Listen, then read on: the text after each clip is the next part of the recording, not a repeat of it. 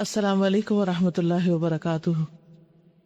23واں پارہ شروع کرتی ہوں اللہ کے نام سے جو بے انتہا مہربان نہایت رحم فرمانے والا ہے۔ وما لی لا اعبد الذی فطرنی والیہ ترجعون ااتخذ من دونہ آلہۃ ان یردنی الرحمن بضر لا تغن عنی شیئا ولا ينقذون۔ آخر کیوں نہ میں اس ہستی کی بندگی کروں، کیوں نہ اس رب کی عبادت کروں جس نے مجھے پیدا کیا اور جس کی طرف تم سب کو پلٹ کر جانا ہے، یعنی وہ صرف میرا ہی رب نہیں، تم سب کا رب بھی ہے، اسی نے تم کو بنایا، اسی کی طرف تم واپس لوٹو گے۔ کیا میں اسے چھوڑ کر دوسرے معبود بنا لوں؟ حالانکہ اگر رحمان مجھے کوئی نقصان پہنچانا چاہے تو نہ ان کی شفاعت میرے کسی کام آ سکتی ہے اور نہ وہ مجھے چھڑا ہی سکتے ہیں۔ اگر میں ایسا کروں تو میں سری گمراہی میں مبتلا ہو جاؤں گا۔ میں تو تمہارے رب پر ایمان لے آیا، تم بھی میری بات مان لو۔ آخر کار ان لوگوں نے اسے قتل کر دیا اور اس شخص سے کہہ دیا گیا کہ داخل ہو جاؤ جنت میں۔ اس نے کہا کاش میری قوم کو معلوم ہوتا کہ میرے رب نے کس چیز کی بدولت میری مغفرت فرما دی اور مجھے باعزت لوگوں میں داخل کر دیا۔ جب قوم کے لوگوں نے ایک کے بعد ایک پیغمبر کی بات نہیں مانی، اللہ سبحانہ وتعالیٰ نے اس قوم کی طرف 3 پیغمبر بھیجے، لیکن انہوں نے سب کو جھٹلا دیا، سب کو جھوٹا قرار دیا۔ تو اللہ سبحانہ وتعالیٰ نے ایک ایسے شخص تک پیغام پہنچا دیا جو شہر کے اندر بھی نہیں تھا، شہر کے باہر دور کسی اور بستی میں رہتا تھا۔ اس تک یہ بات پہنچی کہ پیغمبر اللہ کی طرف بلاتے ہیں۔ اس کے دل کو یہ بات بہت اچھی لگی اور وہ فوراً دوڑتا ہوا پیغمبروں کے پاس پہنچا اور ایمان لے آیا، اور اس نے ایمان اپنی زندگی کو خطرے میں ڈال کر قبول کیا تھا۔ یہ کوئی معمولی بات نہیں ہے۔ جب سارے لوگ جھٹلا رہے ہو، پورا معاشرہ انکار کر رہا ہو، اس وقت اقرار کرنا یہ ایک بہت بڑی قربانی کی بات ہے، بہت بڑی کریج کی بات ہے، بہت بہادری کی بات ہے۔ تو بہرحال جب اس نے پیغمبروں کی تائید کی تو اس کا یہ عمل اللہ تعالیٰ کو اتنا پسند آیا کہ اس کے بعد جب لوگوں نے اس کو مار ڈالا تو فوراً ہی جنت میں داخل کر دیا گیا، کیونکہ وہ شہید ہو چکا تھا۔ اور شہید کا پہلا قطرہ ہی جب زمین پر گرتا ہے خون کا تو اس کو جنت میں داخل کر دیا جاتا ہے۔ بظاہر دیکھنے میں دنیا میں انجام کتنا بھی برا کیوں نہ نظر آتا ہو کسی کا، جسے آج کل آپ دیکھ رہے ہیں کہ بے گناہ لوگوں کو مارا جا رہا ہے، تو بظاہر تصویروں میں جو کچھ بھیانک مناظر نظر آتے ہیں ان کو دیکھ کر ہائے ہائے بیچارے، اور بہت سب لوگ غمگین ہو جاتے ہیں۔ یہ ٹھیک ہے، ایک انسانی ہمدردی کا ایک پہلو ہے، لیکن دوسری طرف مومن کو یہ بات بہت ہی تسلی دیتی ہے کہ ان میں سے ایک ایک سیدھا جنت میں پہنچ رہا ہے انشاءاللہ، کیونکہ وہ اللہ کے راستے میں۔ جنت میں جانے کے لیے صرف جان دینا کافی نہیں ہوتی، جان کو اللہ کی خاطر دینا ضروری ہوتا ہے۔ تو اگر کسی کی بھی اللہ کی راہ میں جان دینے کی نیت ہو تو پھر اس کے لیے کوئی مشکل نہیں کہ وہ دائیں گرے یا بائیں گرے، اسے کوئی جلا دے یا پھر اس کے جسم کے ٹکڑے ٹکڑے کر دے، اس کی ہڈیوں کو کوئی کوٹ ڈالے، توڑ ڈالے، وہ کسی بھی تکلیف سے نہیں گزرتے، کیونکہ شہید کو جب تکلیف ہوتی ہے تو ایسے ہی بس جیسے کسی چونٹی نے کاٹا ہو۔ تو چونٹی کاٹنے کی کتنی تکلیف ہوتی ہے؟ کچھ بھی نہیں، نہ ہونے کے برابر۔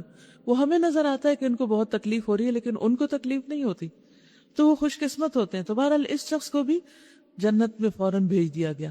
اب آپ دیکھیے کہ جنت میں داخل ہونے کے بعد وہ یہ نہیں کہتا میرے تو مزے ہو گئے، اب ٹھیک ہے تم بھگتو اب اپنے قصوروں کی سزا، اب دیکھتے ہیں تمہارے ساتھ کیا ہوتا ہے۔ نہیں، وہ فوراً اپنی قوم کی فکر کرتا ہے اور کہتا ہے کاش میری قوم کو معلوم ہو جائے کہ میرے رب نے کس عمل کی بنا پر مجھے جنت میں بھیج دیا، کاش وہ ایمان لے آئیں۔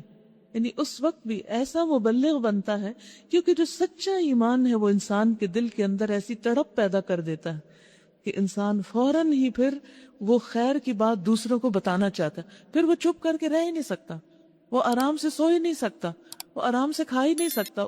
ہر وقت اس کے دماغ میں یہی بات گھومتی رہتی ہے کہ جو اچھی بات مجھے پتہ چلی ہے، جس چیز میں میری خیر اور بھلائی ہوئی ہے، میں اسے دوسروں کے ساتھ شیئر کروں۔ تو یہاں پر ہم دیکھتے ہیں کہ وہ اپنی قوم کو ظالم کہنے کی بجائے اور برا بھلا کہنے کی بجائے کیا کہتا ہے؟ وہ یہ تمنا کرتا ہے کاش یہ لوگ میرا انجام جان لیں کہ میرے رب نے مجھے کس چیز سے نوازا ہے۔ تو یہ حق کے مخالف نہ بنے اور یہ بھی میری طرح ایمان لا کر اس انجام کو پہنچے۔ کیا ہمارے اندر کسی مجرم کے لیے ایسی کوئی خیرخواہی ہو سکتی ہے؟ تو اللہ سبحانہ و تعالیٰ دراصل جس سے محبت کرتا ہے، جس کے اندر خیر دیکھتا ہے، اس کو ایمان نصیب کرتا ہے۔ اس شخص کو دور سے جو اٹھا کر ایمان کی منزل تک اور ایمان کی منزل سے لے کے جنت تک جو پہنچا دیا گیا، آن کی آن میں ایک کے بعد ایک منزل طے کرتا گیا، وہ شخص کس بنا پر؟ یہ نہیں کہ وہ اچانک کوئی چیز ہو گئی تھی، کیا وجہ کیا تھی؟ اس کے اندر کی خیر۔ تو اپنے اندر کو ہمیں ہر وقت جانچنا چاہیے، اپنے اندر کی خیرخواہی کو دیکھتے رہنا چاہیے کہ ہمارے دل میں دوسروں کے لیے کتنی بھلائی، کتنی محبت اور کتنی خیرخواہی ہے۔ اگر وہ ہے تو اللہ سبحانہ وتعالی ہمارے لیے بھی بدلے میں ضرور خیر کا بندوبست کر دے گا۔ رسول اللہ صلی اللہ علیہ وسلم نے فرمایا، اللہ تعالیٰ مال اسے بھی دیتا ہے جس سے محبت کرتا ہے، اور اسے بھی دیتا ہے جس سے محبت نہیں کرتا۔ یعنی مال سب کو مل جاتا ہے، لیکن ایمان صرف اسے دیتا ہے جس سے وہ محبت کرتا ہے۔ ایمان صرف اس کو دیتا ہے جس سے وہ محبت کرتا ہے۔ پس جب اللہ کسی بندے سے محبت کرتا ہے تو اسے ایمان عطا کر دیتا ہے۔ تو ایمان کا مل جانا، اللہ کی محبت کا مل جانا، دین کی بات سمجھ میں آنا، اللہ کے لیے سب کچھ کرنے کا جذبہ پیدا ہو جانا، یہ اللہ کی محبت کی علامت ہے کہ اللہ نے آپ کے ساتھ بھلائی کا ارادہ کر لیا۔ اور پھر ایسی محبت انسان کے اندر ایمان کی حلاوت پیدا کر دیتی ہے۔ یعنی ایک ہوتا ہے ایمان جس کا دعویٰ ہم سب کرتے ہیں، اور ایک ہے ایمان کی سویٹنس، ایمان کی حلاوت، کہ انسان اس ایمان کو پا کر ہر غم کو بھول جائے، بڑے سے بڑے حادثے اس کو معمولی نظر آنے لگے۔ رسول اللہ صلی اللہ علیہ وسلم نے فرمایا، جس نے یہ 3 امور سر انجام دیے تو وہ ایمان کا مزہ چکھ لے گا۔ جس نے صرف اکیلے اللہ کی عبادت کی اور بے شک اللہ کے سوا کوئی الہ نہیں، اور اس نے اپنے دل کی خوشی کے ساتھ زکوٰۃ ادا کی جو ہر سال اس پر فرض ہوتی ہے۔ تو یعنی جو خوشی سے زکوٰۃ دے، یعنی جو مجبوری سمجھ کے، بوجھ سمجھ کے نہیں کہ اچھا اب اتنا پیسہ میرا نکل جائے گا، نہیں، وہ سمجھے کہ اس سے کئی گنا زیادہ واپس آنے والا ہے۔ کیونکہ بعض اوقات ہمارا کاروبار یا کوئی بھی چیز جو ہے وہ پنپ نہیں رہی ہوتی، لیکن جو ہی اس میں سے زکوٰۃ نکالنا شروع کرتے تو اللہ سبحانہ وتعالیٰ فرماتے فَأُولَئِكَ هُمُ الْمُضْعِفُونَ، یہی لوگ بڑھانے والے ہیں۔ بعض نے اس کا ترجمہ کیا کہ اجر بڑھانے والے ہیں، اور ویسے بھی زکوٰۃ کا معنی ہوتا ہے نشو نما دینا، کسی چیز کو بڑھانا۔ تو زکوٰۃ جہاں انسان کا ایمان بڑھاتی ہے، جہاں انسان کا اجر بڑھاتی ہے، وہاں زکوٰۃ انسان کے لیے اس کے مال میں اضافے کا ذریعہ بھی بنتی ہے، کیونکہ صدقہ کرنے سے مال کم نہیں ہوتا، مال بڑھتا رہتا ہے۔ تو بہرحال خلاصہ یہ ہے کہ انسان دوسروں کا خیر خواہ ہو تو اللہ سبحانہ وتعالیٰ اس کے لیے بھلائی کا ارادہ کر لیتے ہیں اور اس کو ایمان عطا کرتے ہیں، اور جس کو ایمان عطا ہو جاتا ہے پھر اس کو جہنم سے نجات مل جاتی ہے۔ اب قوم کا کیا حال ہوا؟ وَمَا أَنزَلْنَا عَلَىٰ قَوْمِهِ مِن بَعْدِهِ مِن جُندٍ مِّنَ السَّمَاءِ وَمَا كُنَّا مُنزِلِينَ۔ اس کے بعد اس کی قوم پر ہم نے آسمان سے کوئی لشکر نہیں اتارا، ہمیں لشکر بھیجنے کی کوئی حاجت نہ تھی، بس ایک دھماکہ ہوا اور یکا یک وہ سب بجھ کر رہ گئے، صرف ایک چیخ سے سب مر گئے۔ افسوس بندوں کے حال پر، جو رسول بھی ان کے پاس آیا وہ اس کا مذاق ہی اڑاتے رہے۔ کیا انہوں نے دیکھا نہیں کہ ان سے پہلے کتنی قوموں کو ہم ہلاک کر چکے ہیں، اور اس کے بعد وہ پھر کبھی ان کی طرف پلٹ کر نہ آئے۔ ان سب کو ایک روز ہمارے سامنے حاضر کیا جانا ہے۔ حقیقت یہ ہے کہ جو بھی مرتا ہے وہ آگے کوئی جاتا ہے، پیچھے پلٹ کے کوئی بھی نہیں آتا۔ وَآيَةٌ لَهُمُ الْأَرْضُ الْمَيْتَةُ أَحْيَيْنَاهَا وَأَخْرَجْنَا مِنْهَا حَبًّا فَمِنْهُ يَأْكُلُونَ۔ ان لوگوں کے لیے بے جان زمین میں ایک نشانی ہے، یعنی زمین سوکھی پڑی تھی، مردہ پڑی تھی، ہم نے اس کو زندگی بخشی۔ کیسے؟ بارش برسا کر، اور اس سے غلہ نکالا جس سے یہ لوگ کھاتے ہیں۔ ہم نے اس میں کھجوروں اور انگوروں کے باغ پیدا کیے، اور اس کے اندر سے چشمے پھوڑ نکالے تاکہ یہ اس کے پھل کھائیں۔ یہ سب کچھ ان کے اپنے ہاتھوں کا پیدا کیا ہوا نہیں ہے، پھر کیا یہ شکر ادا نہیں کرتے اس اللہ کا جس نے زمین کے اندر سے ان کا رزق نکالا؟ پاک ہے وہ ذات جس نے جملہ اقسام کے جوڑے پیدا کیے، یعنی ہر چیز کو جوڑے جوڑے بنایا، خواہ وہ زمین کی نباتات میں سے ہو، یعنی پودے جو ہمیں ویسے ہی نظر آتے ہیں لیکن ان میں بھی جوڑے ہیں، یا خود ان کی اپنی جنس یعنی انسانوں میں سے، ہسبینڈ وائف کی شکل میں، مرد عورت کی شکل میں، یا ان اشیاء میں سے جن کو یہ جانتے تک نہیں ہیں، یعنی جن کا نام بھی انہیں نہیں معلوم، جن کی شکل بھی انہوں نے نہیں دیکھی. تو گویا ہم سیف ورڈز میں یہ کہہ سکتے ہیں کہ پوری کائنات جوڑے میں ہے سوائے اللہ رب العالمین کے، کہ وہ اکیلا ہے، ایک ہے، اس کا کوئی شریک نہیں، اس کا کوئی جوڑا نہیں. وَآيَةٌ لَهُمُ اللَّيْلُ نَسْلَخُ مِنْهُ النَّهَارَ فَإِذَا هُمْ مُظْلِمُونَ. ان کے لیے ایک اور نشانی رات ہے، ہم اس کے اوپر سے دن ہٹا دیتے ہیں تو ان پر اندھیرا چھا جاتا ہے، اور سورج اپنے ٹھکانے کی طرف چلا جا رہا ہے. یہ زبردست علیم ہستی کا باندھا ہوا حساب ہے کہ کب تک سورج کو چلتے رہنا ہے، کتنا چلنا ہے، کس رفتار سے چلنا ہے، اور کہاں تک پہنچنا ہے. اور صرف سورج نہیں، سورج کے آس پاس جتنے بھی سیارے ہیں، سورج ان سب کو بھی ساتھ لے کے چلتا ہے. اور سورج کی یہ رفتار جو ہے وہ 1 سیکنڈ میں تقریباً 12 میل ہے. اور چاند، اس کے لیے ہم نے منزلیں مقرر کر دی، یہاں تک کہ ان سے گزرتا ہوا پھر کھجور کی سوکھی شاخ کی طرح رہ جاتا ہے. سورج کے بس میں یہ نہیں کہ وہ چاند کو جا پکڑے، خواہ اس کی رفتار تیزی کیوں نہ ہو، اور نہ رات دن پر سبقت لے جا سکتی ہے.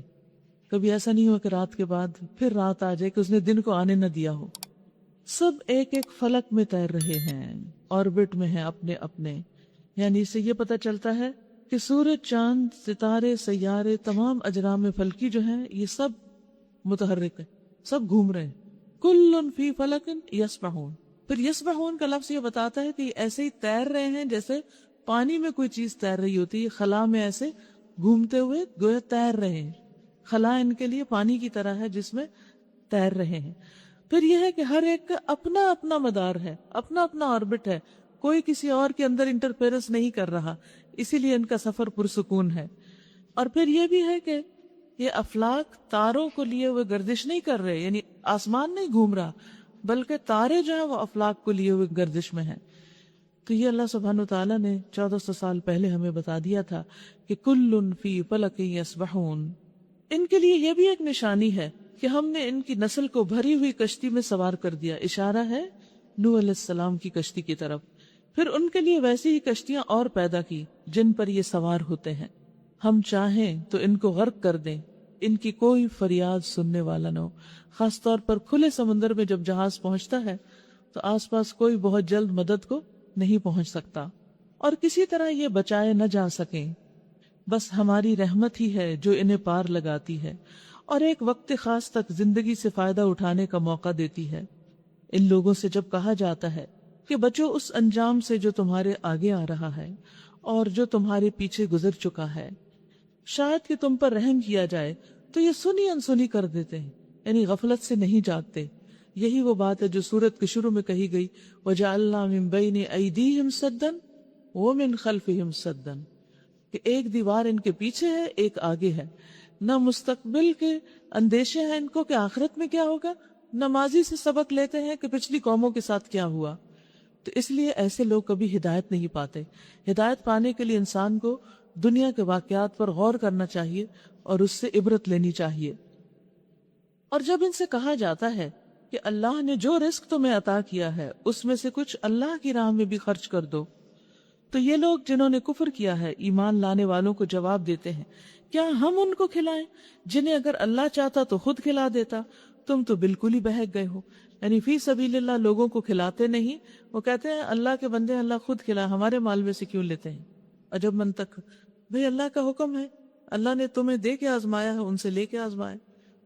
وَيَقُولُونَ مَتَى هَذَا الْوَعْدُ إِن كُنتُمْ صَادِقِينَ.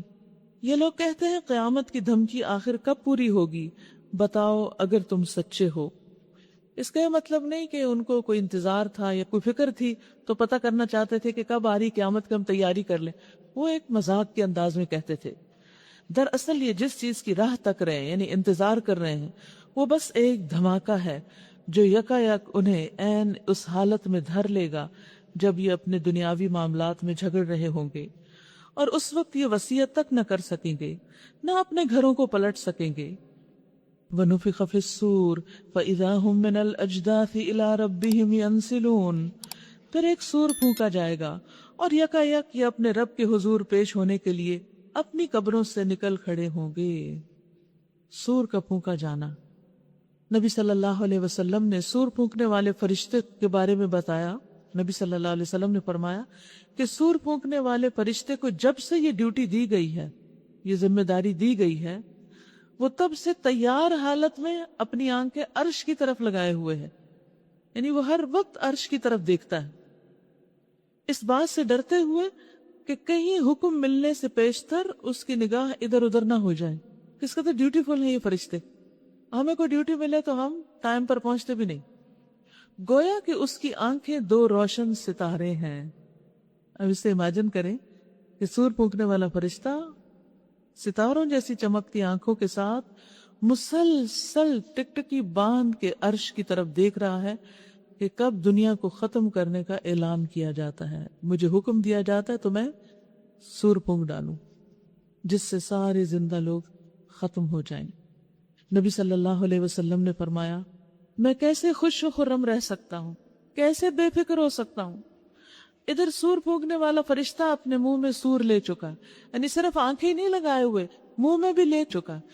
اس نے اپنی پیشانی جھکا دی ہے، اپنا کان لگا دیا ہے، پیشانی جھکا دی ہے، نگاہیں اوپر ہیں لیکن سر جھکائے، کان لگائے ہوئے، یعنی آواز کو، اللہ سبحانہ وتعالیٰ کے حکم کو مس نہیں کرنا چاہتا۔ اب وہ نفخ کے حکم کے انتظار میں ہے۔ مسلمانوں نے کہا، اے اللہ کے رسول صلی اللہ علیہ وسلم، ہم اضطراب میں کیا کہیں، یعنی ایسی جب ہمیں فکر ہو، بے چینی ہو، سور پھونکنے کی ایسی کیفیت آئے تو پھر ہم کیا کریں؟ آپ نے فرمایا، یہ کہو، حسبنا اللہ ونعم الوکیل وعلی اللہ توکلنا۔ کہیے، حسبنا اللہ ونعم الوکیل علی اللہ توکلنا، حسبنا اللہ ونعم الوکیل علی اللہ توکلنا۔ اللہ ہمیں کافی ہے اور وہ بہترین کارساز ہے، ہم نے اللہ پر توکل کیا، کیونکہ جو کچھ ہم کر سکتے تھے وہ تو ہم نے کر لیا، لیکن اس سے زیادہ کی ہم میں سکت نہیں، ہمت نہیں۔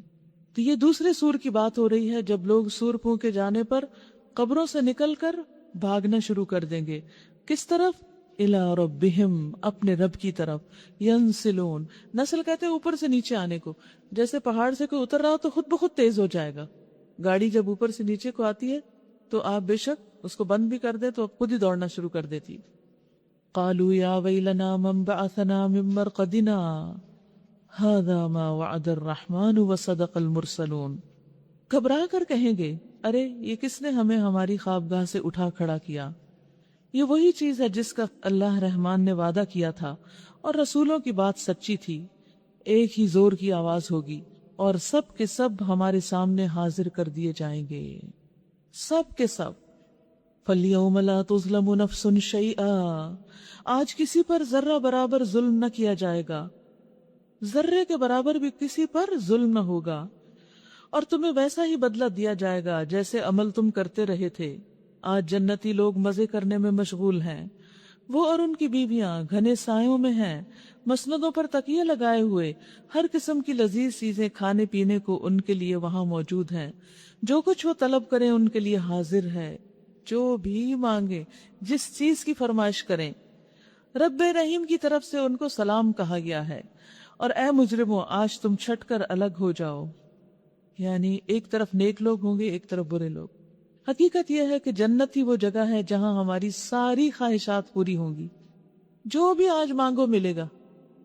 دنیا میں تو ایسا ہو نہیں سکتا، انسان اپنی خواہشات کا ایک گھر بناتا ہے اور کچھ ہی عرصے کے بعد وہ ڈھہ جاتا ہے، پھر ایک اور بناتا ہے، پھر اس کی شامت آتی، پھر ایک اور بناتا ہے، اور اس طرح ساری زندگی یہی کچھ کرتے اس کی گزر جاتی ہے۔ نبی صلی اللہ علیہ وسلم نے فرمایا، اہل جنت میں سے ایک شخص اپنے رب سے کھیتی کی اجازت چاہے گا کہ میں کھیت اگانا چاہتا ہوں، شوق ہے نا، ہاں؟ مختلف لوگوں کے مختلف شوق ہوتے ہیں، آپ کو تو نہیں گارڈننگ کا شوق، مشکل کام ہے کس کوئی ایسا شوق لگائے۔ تو بہرحال جن لوگوں کو دنیا میں کھیت اگانے کا شوق ہوتا ہے، ان کو، جیسے کسان لوگ ہوتے ہیں نا، تو ان کو بہت کریز ہوتا ہے، وہ کہیں بھی بیٹھے ہو اپنے کھیتوں کی باتیں شروع کر دے، جیسے عورتیں کہیں بیٹھی ہو تو اپنے بچوں کو شروع کر دیتی ہیں، تو وہ اپنی کھیتوں کی باتیں شروع کرتا ہے، فارمز کی باتیں. تو بہرحال اس کو شوق ہوگا کہ میں یہاں بھی جنت میں بھی کھیت لگاؤں. اللہ تعالیٰ فرمائے گا کیا تم اپنی موجودہ حالت پہ راضی نہیں ہو؟ یعنی جو کچھ مل گیا ہے. وہ کہے گا کیوں نہیں، لیکن میرا کھیتی کرنے کو دل چاہ رہا ہے. تو اللہ تعالیٰ اجازت دے دیں گے، اچھا جاؤ کھیتی لگاؤ. وہ بیج ڈالے گا، صرف آنکھ جھپکنے کی دیر میں اس کی پیداوار اگائے گی، پک بھی جائے گی، کٹ بھی جائے گی، اور اس کے اندر سے نکلنے والے جو دانے وہ پہاڑوں کی طرح ڈھیر بھی لگ جائیں گی. اتنی تیزی کے ساتھ یہ سارا پروسیس ہوگا. دنیا میں ایسا کبھی بھی ممکن ہے، جو مرضی کر لیں آپ، جو پھول لگائیں گے وہ اپنے وقت پر ہی کھلیں گے، اس سے پہلے نہیں کھل سکتے. لیکن وہاں یہ سب کچھ ہو سکتا ہے. پھر اللہ تعالیٰ فرماتا ہے اے ابن آدم اسے رکھ لے، تجھے کوئی چیز آسودہ نہیں کر سکتی. یعنی انسان کی نیچر میں یہ چیز کہ وہ کسی حال میں خوش نہیں رہ سکتا. ایک چیز کو چاہتا ہے، پھر وہ مل جاتی ہے، پھر اس سے بور ہو جاتا ہے، پھر کچھ اور چاہتا ہے، پھر کچھ اور. یعنی چین تو ہے ہی نہیں کہیں. رسول اللہ صلی اللہ علیہ وسلم نے فرمایا اگر کوئی مومن جنت میں اولاد کی خواہش کرے کہ اس کے بچے ہو جائیں، تو صرف ایک گھڑی میں حمل، پیدائش اور جس عمر کا بچہ چاہیے ہوگا وہ اس عمر تک پہنچ جائے گا. بالکل چھوٹا بیبی چاہیے تو چھوٹا بیبی، اور اگر بڑا چاہیے کہ نہیں چھوٹا نہیں شور مچاتا ہے تو بڑا بیبی مل جائے تو یہ خواہش بھی پوری ہو جائے گی. تو خوشخبری ان لوگوں کے لیے جن کے دنیا میں بچے نہیں کہ ان کی یہ خواہش اللہ تعالیٰ ضرور پوری کر دے گا.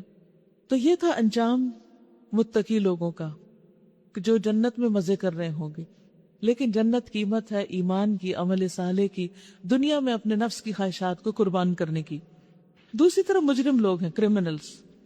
وَامْتَازُوا الْيَوْمَ أَيُّهَا الْمُجْرِمُونَ، اور اے مجرموں آج تم چھٹ کر الگ ہو جاؤ. دنیا میں چاہے گھر میں رہتے تھے لیکن آج تم اکٹھے نہیں رہ سکتے. آدم کے بچوں، کیا میں نے تم کو ہدایت نہ کی تھی کہ شیطان کی بندگی نہ کرو؟ وہ تمہارا کھلا دشمن ہے، اور میری ہی بندگی کرو، یہ سیدھا راستہ ہے. مگر اس کے باوجود اس نے تم میں سے ایک گروہ کثیر کو گمراہ کر دیا. کیا تم عقل نہیں رکھتے؟ یہ وہی جہنم ہے جس سے تم کو ڈرایا جاتا رہا. دنیا میں بارہا بتایا گیا تمہیں، لیکن تمہیں یقین ہی نہیں آیا. جو کفر تم دنیا میں کرتے رہے اس کی پاداش میں اب اس کا ایندھن بنو. یعنی انسانوں کو بطور فیول استعمال کیا جائے گا جہنم میں، جس سے وہ بھڑکیں گے. انسانوں کے اندر آپ دیکھیں کہ مختلف جو کیمیکلز ہیں اور جو چیزیں جلانے والی ہیں، آگ بھڑکانے والی، وہ ساری انسان کے اندر موجود ہیں. انسانوں کے جسموں سے آگ نکل کر اور بھی زیادہ جہنم کو تپا دے گی.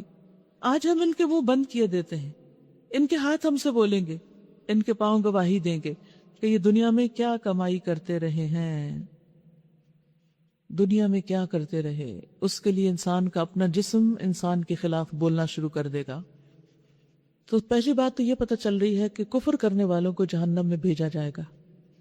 جو اللہ تعالیٰ کی ذات کا انکار کرتے ہیں، یا اللہ تعالیٰ کے احکامات کا، نماز کا انکار، زکوٰۃ کا انکار، یا اور ایسے ہی اللہ تعالیٰ کی نافرمانی ہے کہ جن چیزوں کو اس نے فرض قرار دیا ہے ان کی طرف وہ توجہ نہیں دیتے. حدیث میں آتا ہے کہ قیامت کے دن ایک آواز دینے والا آواز دے گا کہ ہر قوم اس کے ساتھ جائے جس کی وہ پوجا کرتی تھی، اپنے اپنے لیڈر کو فالو کرے. چنانچہ صلیب کے پجاری اپنی صلیب کے ساتھ، بتوں کے پجاری بتوں کے ساتھ، اور تمام جھوٹے معبودوں کے پجاری اپنے اپنے معبودوں کے ساتھ چلے جائیں گے. صرف وہ لوگ باقی رہ جائیں گے جو خالص اللہ کی عبادت کرنے والے تھے، کسی اور کو اللہ کی عبادت میں شریک نہیں کرتے تھے. ان میں نیک اور بد دونوں قسم کے لوگ ہوں گے، اور اہل کتاب کے کچھ باقی ماندہ لوگ بھی ہوں گے. پھر دوزخ ان کے سامنے پیش کی جائے گی. وہ ایسی چمکدار ہوگی جیسے ریت ہوتی، جو دور سے پانی معلوم ہوتا ہے، جیسے سراب. پھر یہود سے پوچھا جائے گا کہ تم کس کی پوجا کرتے تھے؟ وہ کہیں گے عزیر ابن اللہ کی. انہیں جواب ملے گا تم نے جھوٹ بولا، اللہ کی نہ کوئی بیوی ہے نہ کوئی بیٹا. تم کیا چاہتے ہو؟ وہ کہیں گے کہ ہمیں پانی پلا دیا جائے کیونکہ حشر کے دن بہت گرمی ہوگی. تو ان سے کہا جائے گا وہ چمکتی ریت کی طرف اشارہ کر کے کہ جاؤ وہاں سے پانی پی لو. جب وہاں پہنچیں گے تو وہ جہنم ہوگی. یہ دراصل وہ جہنم تھی. سراب ہے نا، دنیا میں بھی انسان سراب کے پیچھے دوڑتا ہے، دنیا بذات خود ایک سراب. تو بہرحال وہ اس جہنم میں جا پہنچیں گے. پھر نصارہ کے ساتھ بھی اسی طرح ہوگا، اور ان کو بھی اسی طرح اس چمک کی طرف بلا کر اس کے اندر ڈال دیا جائے گا.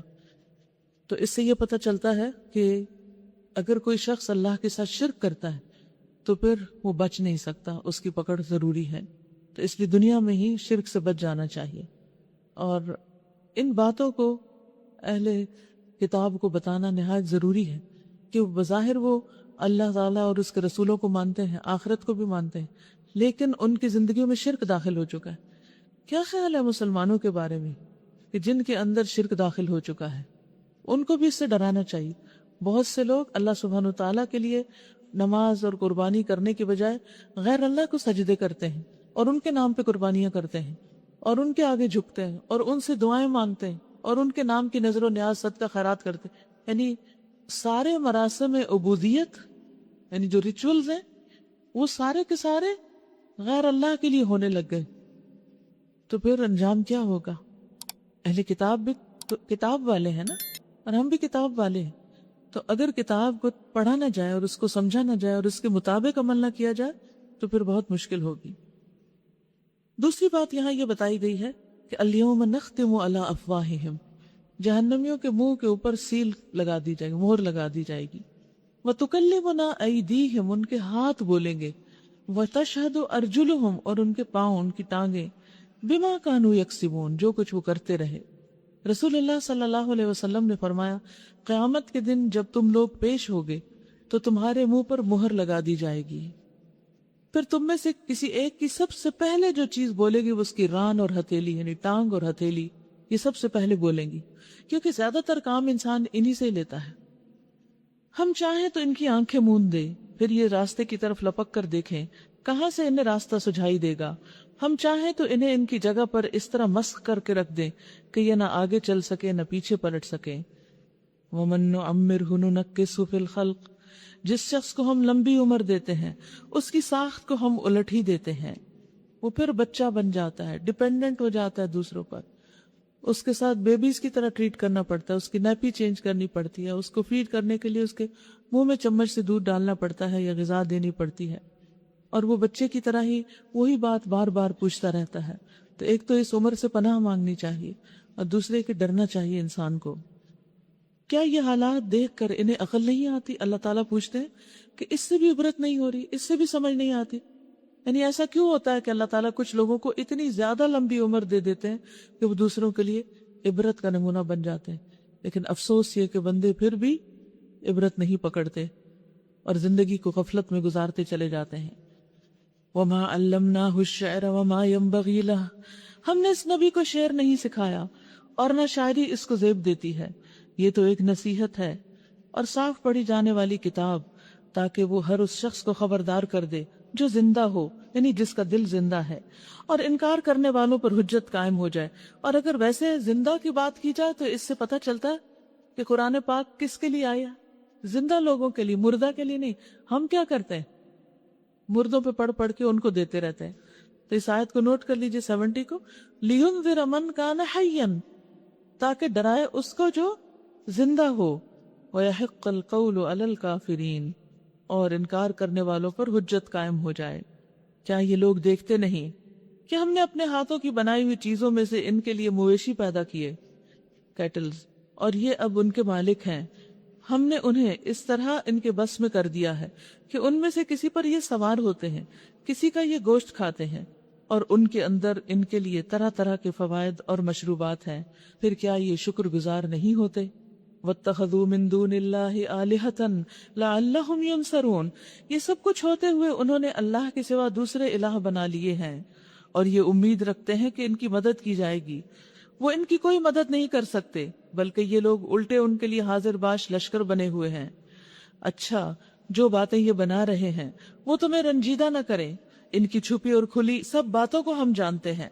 اولم یر الانسان انا خلقناہ من نطفۃ فاذا هو خصیم مبین، کیا انسان دیکھتا نہیں کہ ہم نے اسے ایک نطفے سے پیدا کیا، پھر وہ صریح جھگڑالو بن کر کھڑا ہو گیا۔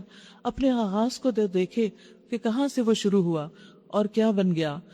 اب وہ ہم پر مثالیں چسپاں کرتا ہے اور اپنی پیدائش کو بھول جاتا ہے، کہتا ہے کون ان ہڈیوں کو زندہ کرے گا جبکہ یہ بوسیدہ ہو چکی ہوں۔ اس سے کہو انہیں وہی زندہ کرے گا جس نے پہلے انہیں پیدا کیا تھا، اور وہ تخلیق کا ہر کام جانتا ہے۔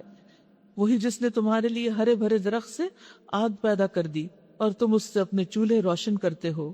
کیا وہ جس نے آسمانوں اور زمین کو پیدا کیا اس پر قادر نہیں کہ ان جیسوں کو پیدا کر سکے؟ کیوں نہیں، جبکہ وہ ماہر خلاق ہے۔ وہ تو جب کسی چیز کا ارادہ کرتا ہے اس کا کام بس یہ ہے کہ اسے حکم دے کہ ہو جا، اور وہ ہو جاتی ہے۔ پاک ہے وہ جس کے ہاتھ میں ہر چیز کا مکمل اقتدار ہے، اور اسی کی طرف تم سب پلٹائے جانے والے ہو۔ سورۃ صافات۔ سورۃ الصافات۔ بسم اللہ الرحمن الرحیم۔ والصافات صفا فالزاجرات زجرا فالتالیات ذکرا ان الہکم لواحد رب السماوات والارض وما بینہما ورب المشارق۔ شروع کرتی ہوں اللہ کے نام سے جو بے انتہا مہربان نہایت رحم فرمانے والا ہے۔ قطار در قطار صف باندھنے والوں کی قسم، یعنی فرشتوں کی، پھر ان کی قسم جو ڈانٹنے پھٹکارنے والے ہیں، پھر ان کی قسم جو کلام نصیحت سناتے ہیں۔ ڈانٹنے پھٹکارنے سے مراد بادلوں کو ڈانٹ کر آگے لے جانا جہاں بارش برسانا مقصود ہو۔ پھر ان کی قسم جو کلام نصیحت کے سنانے والے ہیں، یعنی جو وحی لے کر آتے ہیں۔ تمہارا معبود حقیقی بس ایک ہی ہے، اللہ، جس نے ان فرشتوں کو پیدا کیا ہے اور یہ سارا انتظام قائم کیا ہے۔ رب السماوات والارض، جو آسمان و زمین کا مالک ہے، رب ہے، اور تمام ان چیزوں کا مالک ہے جو زمین و آسمان کے اندر ہیں، اور سارے مشرقوں کا مالک۔ بظاہر تو مشرق ایک ہے، لیکن ہر روز سورج ایک نئے اینگل سے نکلتا ہے تو مشرق الگ ہوتے چلے جائے۔ ویسے بھی جو ہمارا مشرق ہے وہ کسی اور قوم کا مغرب ہے، اور جو ہمارا مغرب ہے وہ کسی اور کا مشرق ہے۔ تو جتنے بھی مشرق یا مغرب ہیں وہ سب اللہ کے ہیں، وہی ان کا رب ہے، وہی مالک ہے۔ اس سے پتہ یہ چلتا ہے کہ ہر چیز جو مشرق اور مغرب کے بیچ میں ہے سب اللہ سبحانہ و تعالیٰ کے کنٹرول میں، تو حقیقی مالک وہی ہے۔ سورت چونکہ صافات ہے اس لیے صف بنانے کے بارے میں کچھ بات کرنا چاہوں گی۔ خصوصاً اللہ سبحانہ و تعالیٰ فرشتوں کی صفوں کی قسم کھا رہے ہیں، والصافات صفا، تو یہ بہت ہی اہم بات ہے۔ جابر بن سمرہ کہتے ہیں کہ رسول اللہ صلی اللہ علیہ وسلم نے فرمایا، کیا تم اس طرح صفیں نہیں بناتے جس طرح فرشتے اپنے رب عز و جل کے پاس بناتے ہیں؟ ہم نے پوچھا، فرشتے اپنے رب کے پاس کس طرح صفیں بناتے ہیں؟ فرشتوں کی صف کیسی ہوتی ہے؟ آپ نے فرمایا، پہلے وہ آگے کی صفوں کو پورا کرتے ہیں اور ایک دوسرے کے ساتھ مل کر کھڑے ہوتے ہیں۔ آج کل بہت سے لوگوں کو جماعت سے تراویح پڑھنے کا اتفاق ہوگا، لیکن افسوس یہ کہ تراویح پڑھنے والے خود ہی تراویح کا مذاق خراب کر دیتے ہیں جب وہ نماز کے آداب اور شرائط کو نہیں جانتے۔ اور یہ بھی عین ممکن ہے کہ لمبے قیام کے بعد جب وہ لوٹیں تو کچھ بھی نہ لے کے لوٹیں، کیونکہ انہوں نے صف درست نہیں کی۔ کیونکہ صف کا درست کرنا نماز قائم کرنے کا حصہ ہے، اور صف درست نہیں ہو سکتی جب تک کہ سب درست نہ کریں۔ اگر ایک شخص بیچوں سے بگڑ کھڑا ہو اور اکڑ کھڑا ہو اور ہلے جلے نہیں تو کبھی بھی صف درست نہیں ہو سکتی، سب کی صف ٹوٹ جائے گی۔ تو اس لیے اگر آپ کو بہت شوق ہے نماز با جماعت پڑھنے کا تو سب سے پہلے صف بنانا سیکھیے، ورنہ اس محنت کا فائدہ نہ ہوگا۔ اور نماز کا حسن جو ہے وہ بھی صف بنانے میں ہے۔ نبی صلی اللہ علیہ وسلم نے فرمایا، بے شک صف کا درست کرنا نماز کی خوبی میں سے ہے۔ پھر اسی طرح برا بن عازب کہتے ہیں کہ رسول اللہ صلی اللہ علیہ وسلم ایک کنارے سے دوسرے کنارے تک صف کے اندر آتے تھے اور ہمارے سینوں اور مونڈوں کو برابر کرتے ہوئے چھوتے تھے۔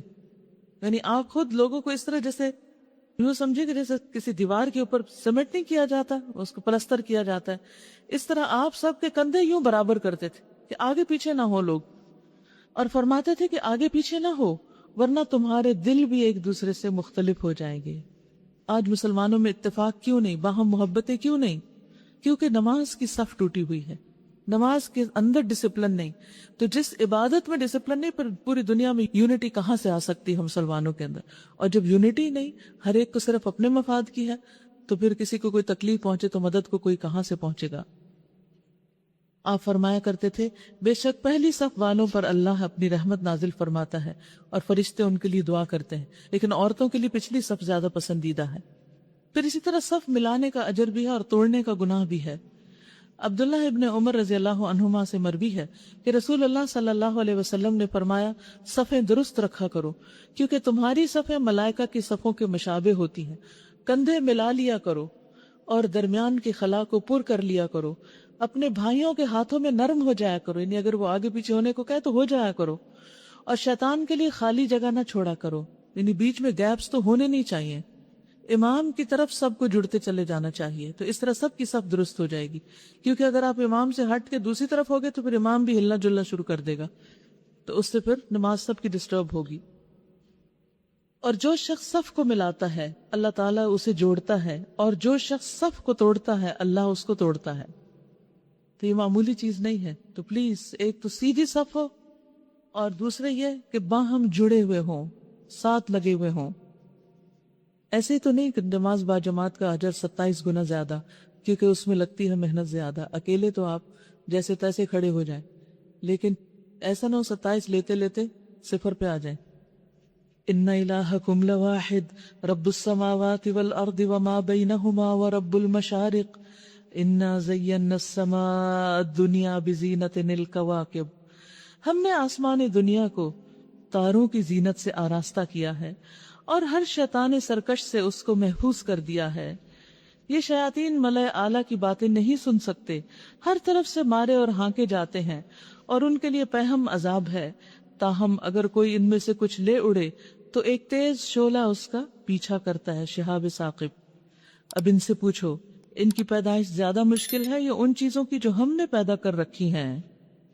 یعنی انسان اپنے آپ کو کیا سمجھتا ہے؟ انسان سے بڑی بھی ہیوج چیزیں موجود ہیں، جائنٹس. ان کو تو ہم نے لیسدار گارے سے پیدا کیا.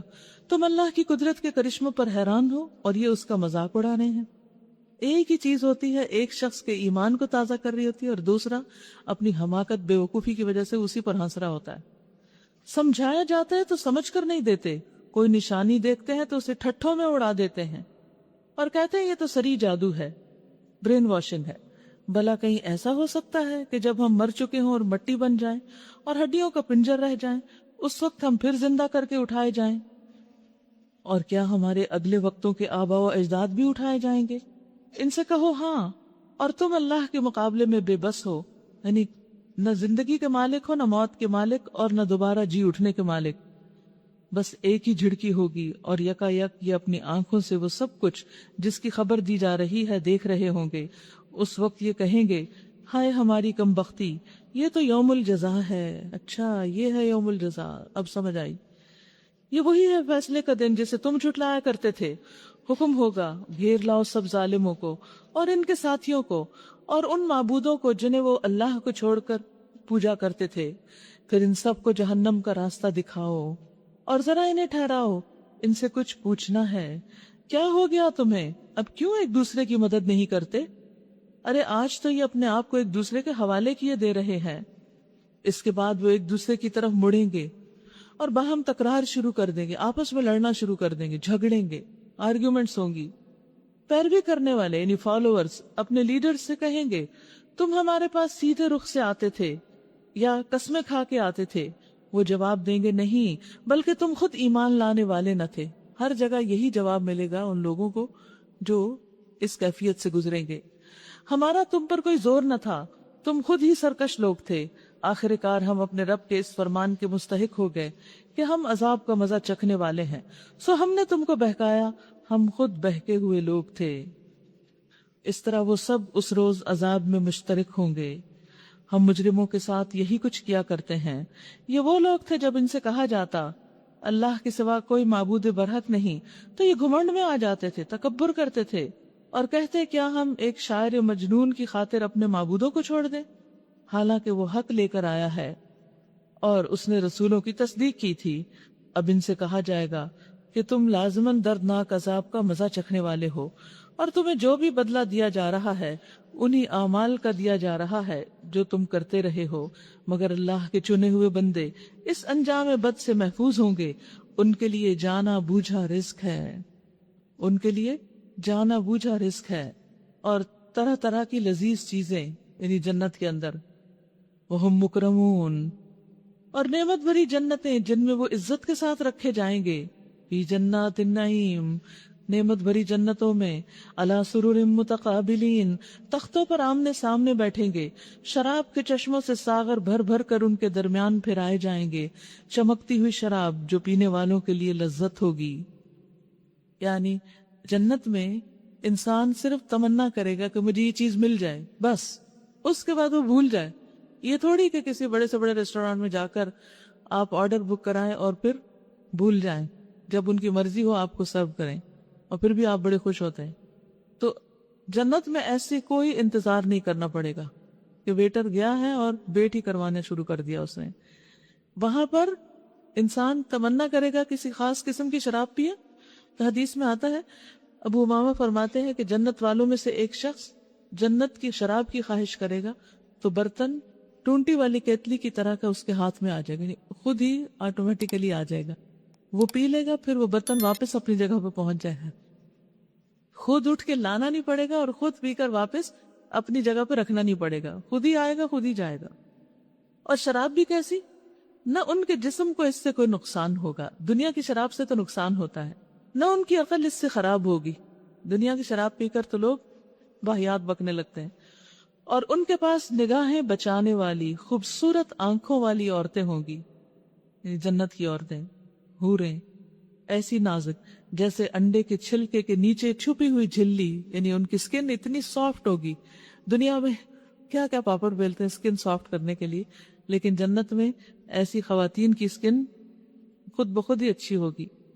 اب جنت میں سب کچھ مل گیا، عیش و عشرت سے جی رہے ہیں، ہر چیز ہے جو وہ چاہتے ہیں. اتنے میں ایک دوسرے سے باتیں کریں گے، پھر وہ ایک دوسرے کی طرف متوجہ ہو کر دنیا کے حالات پوچھیں گے. ان میں سے ایک کہے گا دنیا میں میرا ایک دوست تھا، میرا ایک کلید تھا، ہم نشین جو ہے، قرین جو ہے کلید کو کہتے ہیں، میرے ایک ساتھ رہنے والا تھا جو مجھ سے کہا کرتا تھا کیا تم بھی تصدیق کرنے والوں میں سے ہو. یعنی ایسا ہوتا ہے نا بعض جگہوں پہ مسلم نان مسلم اکٹھے ورک کرتے ہیں، کو ورکر ہوتے ہیں، تو وہ آپس میں ریلیجن پہ بھی بات کرتے ہیں. تو یہ باتیں سب ریکارڈ ہو رہی ہیں، قیامت کے دن جا کے ان کو دوبارہ ریکال کیا جائے گا. آج ریکارڈ کیا جا رہا، کل ریکال کیا جائے گا. اور وہ ریکال کرتے ہوئے کیا کہیں گے کہ اچھا تم بھی تصدیق کرتے ہو، کیا واقعی جب ہم مر چکے ہوں گے اور مٹی ہو جائیں گے اور ہڈیوں کا پنجر بن کے رہ جائیں گے تو ہمیں جزا و سزا دی جائے گی، کیا اب آپ لوگ دیکھنا چاہتے ہیں کہ وہ صاحب اب ہیں کہاں؟ یہ کہہ کر جو ہی وہ جھکے گا تو جہنم کی گہرائی میں اس کو دیکھ لے گا اور اس سے خطاب کر کے کہے گا اللہ کی قسم تو مجھے تباہی کر دینے والا تھا. کتنے ڈرنے کی بات ہے نا کہ دنیا میں ہمارے دوست ہم کو کس طرح انفلوئنس کرتے ہیں اور بعض اوقات ہم ان کی باتیں مان بھی جاتے ہیں جو کہ غلط ہوتی ہیں. تو یہاں وہ کہے گا اللہ کی قسم تو مجھے تباہ کرنے والا تھا، میرے رب کا فضل شامل حال نہ ہوتا تو آج میں بھی ان لوگوں میں سے ہوتا جو پکڑے ہوئے آئے ہیں، میرا بھی ٹھکانہ تمہارے ساتھ ہوتا. اچھا تو کیا اب ہم مرنے والے نہیں؟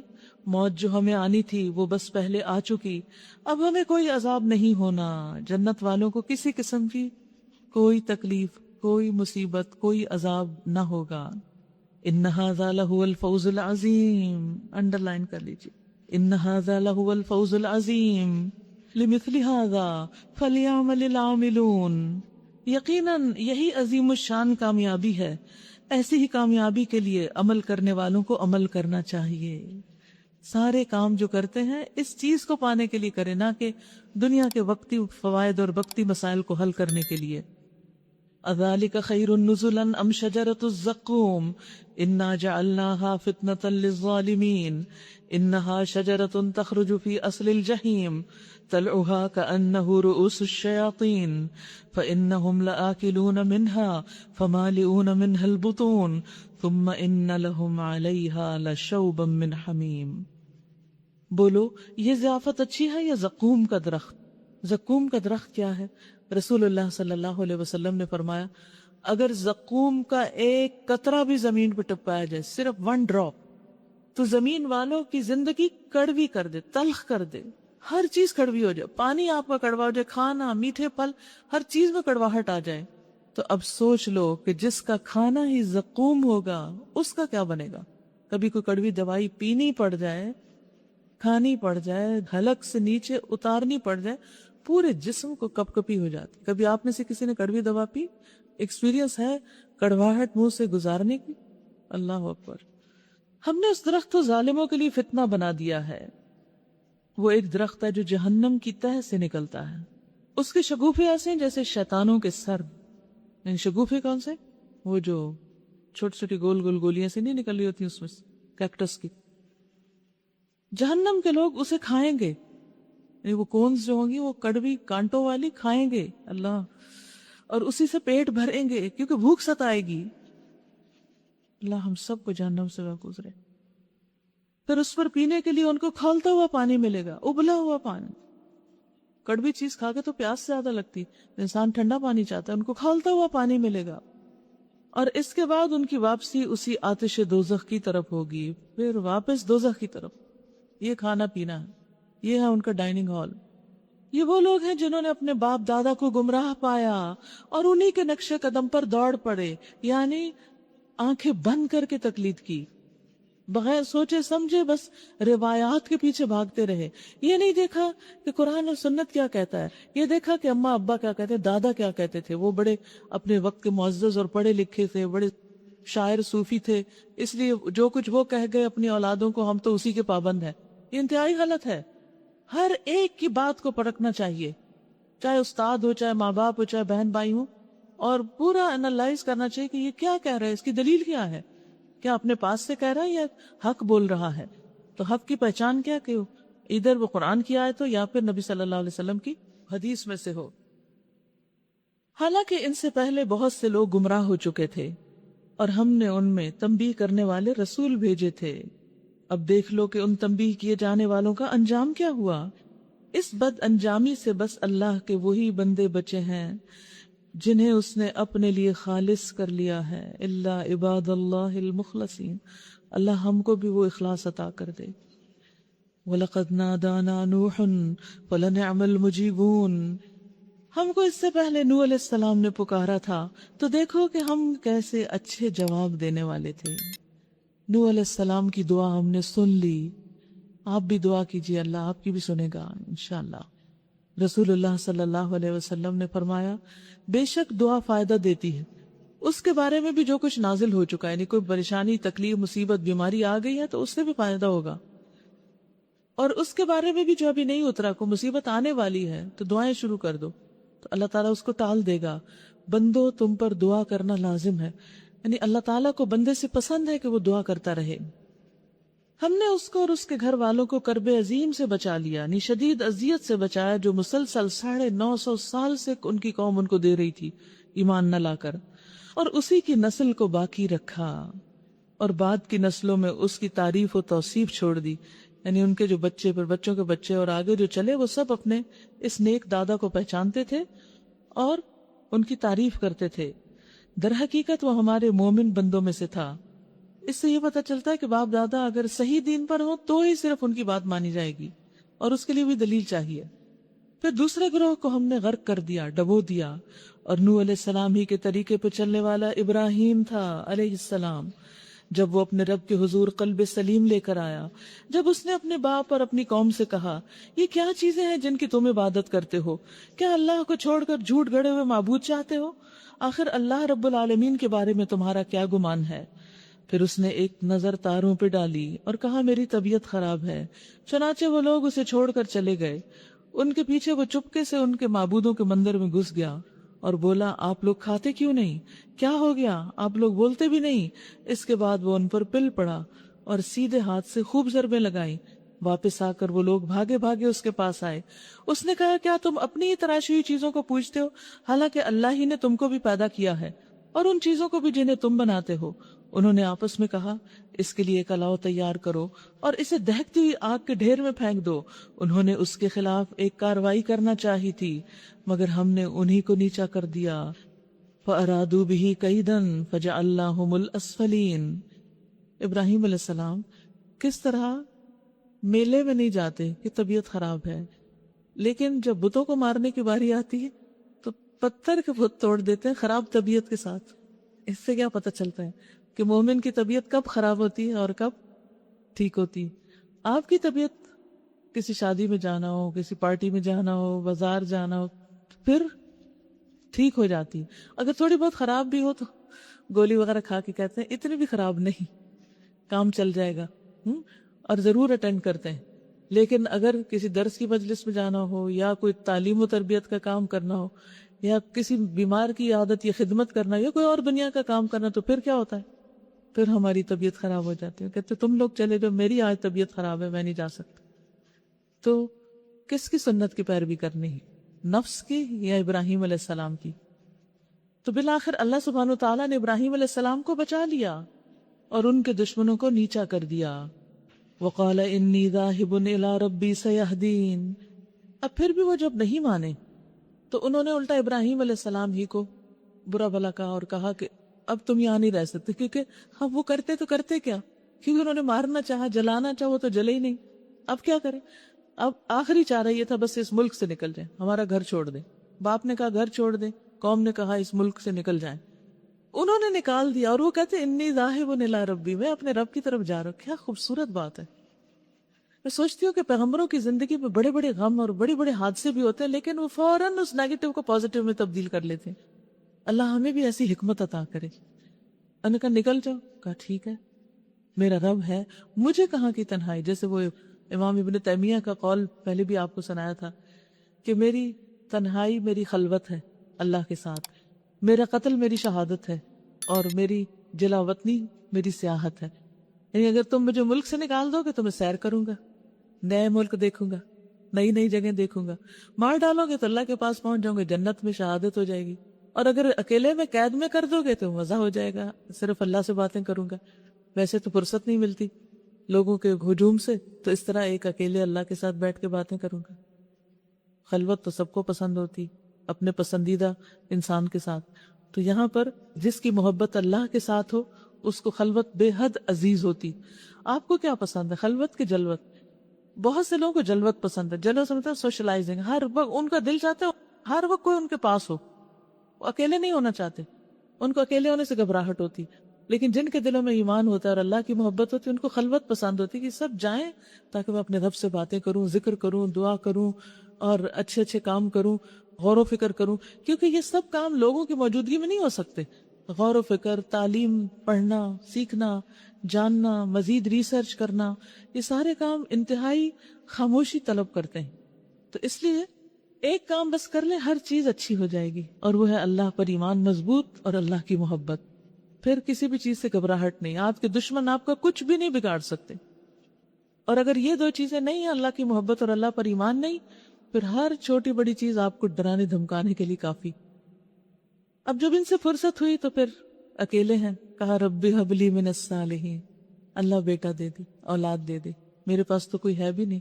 فبشرناہ بغلام حلیم. یہ ایسا نہیں کہ ادھر سے نکلے تھے ایک دروازے سے نکلے اور دوسرے میں جا کے ان کی دعا اسی وقت قبول ہوگی. یہ کئی سالوں بعد قبول ہوئی تھی، اور پھر بھی وہ ناراض نہیں تھے. دعا کرتے رہے کرتے رہے کرتے رہے، کیونکہ دعا کرنا جو ہے یہ عبادت ہے.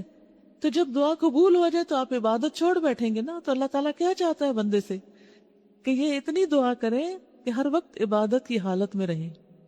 تو کبھی بھی دعا کر کے نامراد نہ ہو، تھکے نہیں، بیزار نہ ہو. اور یہ نہیں کہ بہت دعائیں کر لی اب تو قبول نہیں ہونی اس لیے فائدہ نہیں. نہیں، ہر آن اپنے رب کو پکاریں. تو انہوں نے بیٹا ہی نہیں مانگا، اولاد نہیں مانگی، بلکہ کہا صالحین میں سے عطا کر. اس دعا کے جواب میں ہم نے اس کو ایک حلیم بردبار لڑکے کی بشارت دی. اللہ اکبر، کیا خوبصورت صفت ہے. حلم، برداشت، تحمل. یعنی عام طور پر مردوں کے اندر یہ کم ہوتا ہے، تو جس اولاد کے اندر یہ تحمل ہو، وہ ماں باپ کی ڈانٹ بھی سن لے گی، وہ مشکل وقت میں بھی چیخے چلائے گی نہیں، کمپلینٹس نہیں کرے گی، اور وہ ماں باپ کی آنکھوں کی ٹھنڈک ہی ٹھنڈک ہوگی. تو اللہ تعالیٰ نے صرف بیٹا نہیں، حلیم بیٹے کی خوشخبری دی. وہ لڑکا جب اس کے ساتھ دوڑ دھوپ کرنے کی عمر کو پہنچ گیا تو ایک روز ابراہیم نے اس سے کہا بیٹا میں نے خواب دیکھا. یعنی آزمائشیں ختم کوئی نہیں ہوئی. یہ نہیں کہ ایک آزمائش سے نکلے اور اب نجات ہوئی ظالم قوم سے اور باہر آئے اور ہنسی خوشی میاں بیوی رہنے لگے اور پھر بچہ ہو گیا اور پھر اس کو پالنے میں لگ گئے، اس میں مشغول ہو گئے. نہیں نہیں نہیں، ابھی اور بھی امتحان ہے. بیٹا میں خواب میں دیکھتا ہوں کہ میں تجھے ذبح کر رہا ہوں، اور پیغمبروں کے خواب وہی ہوتے ہیں، وحی. تو اس لیے ان کو پتا تھا کہ یہ تو اب کرنا ہی پڑے گا. اب تو بتاؤ تیرا کیا خیال ہے؟ باپ تھے، تحمل والا لڑکا تھا، بتائے بغیر کہتے ادھر آؤ میں تمہیں ذبح کرنے لگا ہوں. نہیں، اس نے بھی مشورہ لیا کہ بتاؤ تم کیا کہتے ہو. اس نے کہا ابا جان جو کچھ آپ کو حکم دیا جا رہا ہے اسے کر ڈالیے. بیٹا بھی تو ایسا ہی تھا. ستجدنی انشاء اللہ من الصابرین، آپ انشاءاللہ مجھے صابروں میں سے پائیں گے. انشاءاللہ آپ مجھے صابر پائیں گے. حدیث میں آتا ہے کہ جب ابراہیم علیہ السلام نے اسماعیل علیہ السلام کو پیشانی کے بل لٹا دیا تو اسماعیل علیہ السلام نے اس وقت سفید رنگ کی قمیص پہنی تھی. کہنے لگے ابا جان اس کے علاوہ تو میرے کوئی کپڑے نہیں جن میں آپ مجھے کفن دے سکیں گے، اس لیے آپ ان کپڑوں کو میرے جسم پر سے اتار دیں تاکہ بعد میں اسی میں مجھے کفن دیں۔ آگے کا بھی سوچ رہے ہیں، یعنی کتنے جانون ہیں اور کتنے یعنی ٹروتفلی اپنے آپ کو پیش کیا، یہ نہیں دل میں کچھ زبان سے اوپر سے کچھ کہ ہاں ہاں ضرور کر لیں میں حاضر ہوں، لیکن اندر اللہ یہ کیا مصیبت ہے، آئے دن کوئی نہ کوئی آزمائش، ہر روز کوئی نہ کوئی ٹیسٹ، ایسا کچھ بھی نہیں تھا، جو دل میں تھا وہی زبان پر تھا۔ اسی لیے کہا کہ آپ کپڑا اتار دیں میرا تاکہ بعد میں اس میں کفن دے سکیں۔ ابھی وہ کر ہی رہے تھے کہ آواز آ گئی، اے ابراہیم تو نے اپنا خواب سچ کر دکھایا۔ ابراہیم علیہ السلام نے پیچھے مڑ کر دیکھا تو ایک سفید رنگ کا سینگوں والا بڑی بڑی آنکھوں والا دمبا کھڑا تھا، تو انہوں نے اس کو ذبح کر دیا۔ آخر کو جب ان دونوں نے سر تسلیم خم کر دیا، دونوں سرخرو ہو گئے، سبحان اللہ، باپ بیٹا، اور ابراہیم نے بیٹے کو ماتھے کے بل گرا دیا، سامنے نہیں تاکہ چہرہ نظر نہ آئے، تو پھر ایسا نہ ہو کہ کہیں عمل میں شیکی ہو جائیں۔ اور ہم نے ندا دی کہ اے ابراہیم تو نے خواب سچ کر دکھایا، ہم نیکی کرنے والوں کو ایسی ہی جزا دیتے ہیں، یقیناً یہ ایک کھلی آزمائش تھی، اور ہم نے ایک بڑی قربانی فدیے میں دے کر اس بچے کو چھڑا لیا اور اس کی تعریف و توصیف ہمیشہ کے لیے بعد کی نسلوں میں چھوڑی۔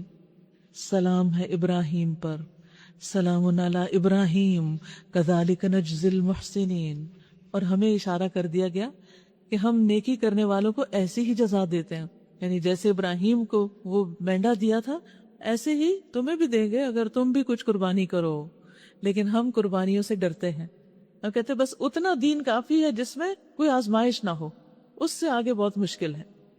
طبعاً انسان ہے، ویک ہے، لیکن انسان کو دین کو آگے پہنچانے کے لیے، اللہ کی اطاعت اور عبادت کرنے کے لیے جب رسک لینا پڑے تو لے لے، جب انسان یہ سوچے کہ اس کے بغیر چارہ ہی کوئی نہیں تو پھر رسک لے لے، تب وہ آگے بڑھے گا، ورنہ نہیں بڑھ سکتا۔ یقیناً وہ ہمارے مومن بندوں میں سے تھا، اور ہم نے اسے اسحاق کی بشارت دی اور ایک نبی صالحین میں سے، اور اسے اور اسحاق کو برکت دی، اور ان دونوں کی ذریت میں سے کوئی محسن ہے اور کوئی اپنے نفس پر سری ظلم کرنے والا ہے۔ ماں باپ تو بڑے نیک تھے، لیکن اولاد میں سے کوئی اچھا ہے اور کوئی اچھا نہیں۔ جب یہ پیغمبروں کے ساتھ ہوتا ہے تو پھر عام انسانوں کو بھی مایوس نہیں ہونا چاہیے۔ بعض اوقات ماں باپ بہت نیک ہوتے ہیں لیکن بچے بہت ہی خراب نکل آتے ہیں۔ اسی لیے تو ایک بچے کو خضر علیہ السلام نے ٹھکانے لگا دیا تھا کہ جو اپنی خرابیوں سے ماں باپ کو ستانے والا تھا۔ وَلَقَدْ مَنَنَّا عَلَى مُوسَى وَهَارُونَ، اور ہم نے موسیٰ اور ہارون پر احسان کیا، ان کو اور ان کی قوم کو کرب عظیم سے نجات دی۔ کون سی قوم تھی ان کی؟ بنی اسرائیل۔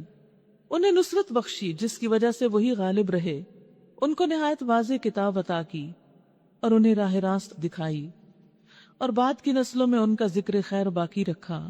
سلام علی موسیٰ و ہارون، سلامتی ہو موسیٰ اور ہارون پر، انا کذالک نجزی المحسنین، ہم نیکی کرنے والوں کو ایسا ہی بدلہ دیتے ہیں۔ انہما من عبادنا المؤمنین، در حقیقت وہ ہمارے مومن بندوں میں سے تھے۔ وَإِنَّ إِلْيَاسَ لَمِنَ الْمُرْسَلِينَ، اور الیاس بھی یقیناً مرسلین میں سے تھا۔ الیاس علیہ السلام، بعض کہتے ہیں کہ یہ سامرا میں آئے تھے اور بعض کچھ اور جگہ بتاتے ہیں، بہرحال یہ بھی بنی اسرائیل کی طرف ہی بھیجے گئے تھے۔ اس وقت بھیجے گئے تھے جب بنی اسرائیل شرک میں کھلم کھلا مبتلا ہو چکی تھی، اور انہوں نے ایک بت پوجنا شروع کر دیا تھا جس کا نام بال تھا۔ یاد کرو جب اس نے اپنی قوم سے کہا تھا، کیا تم لوگ ڈرتے نہیں ہو؟ کیا تم بال کو پکارتے ہو اور احسن الخالقین کو چھوڑ دیتے ہو؟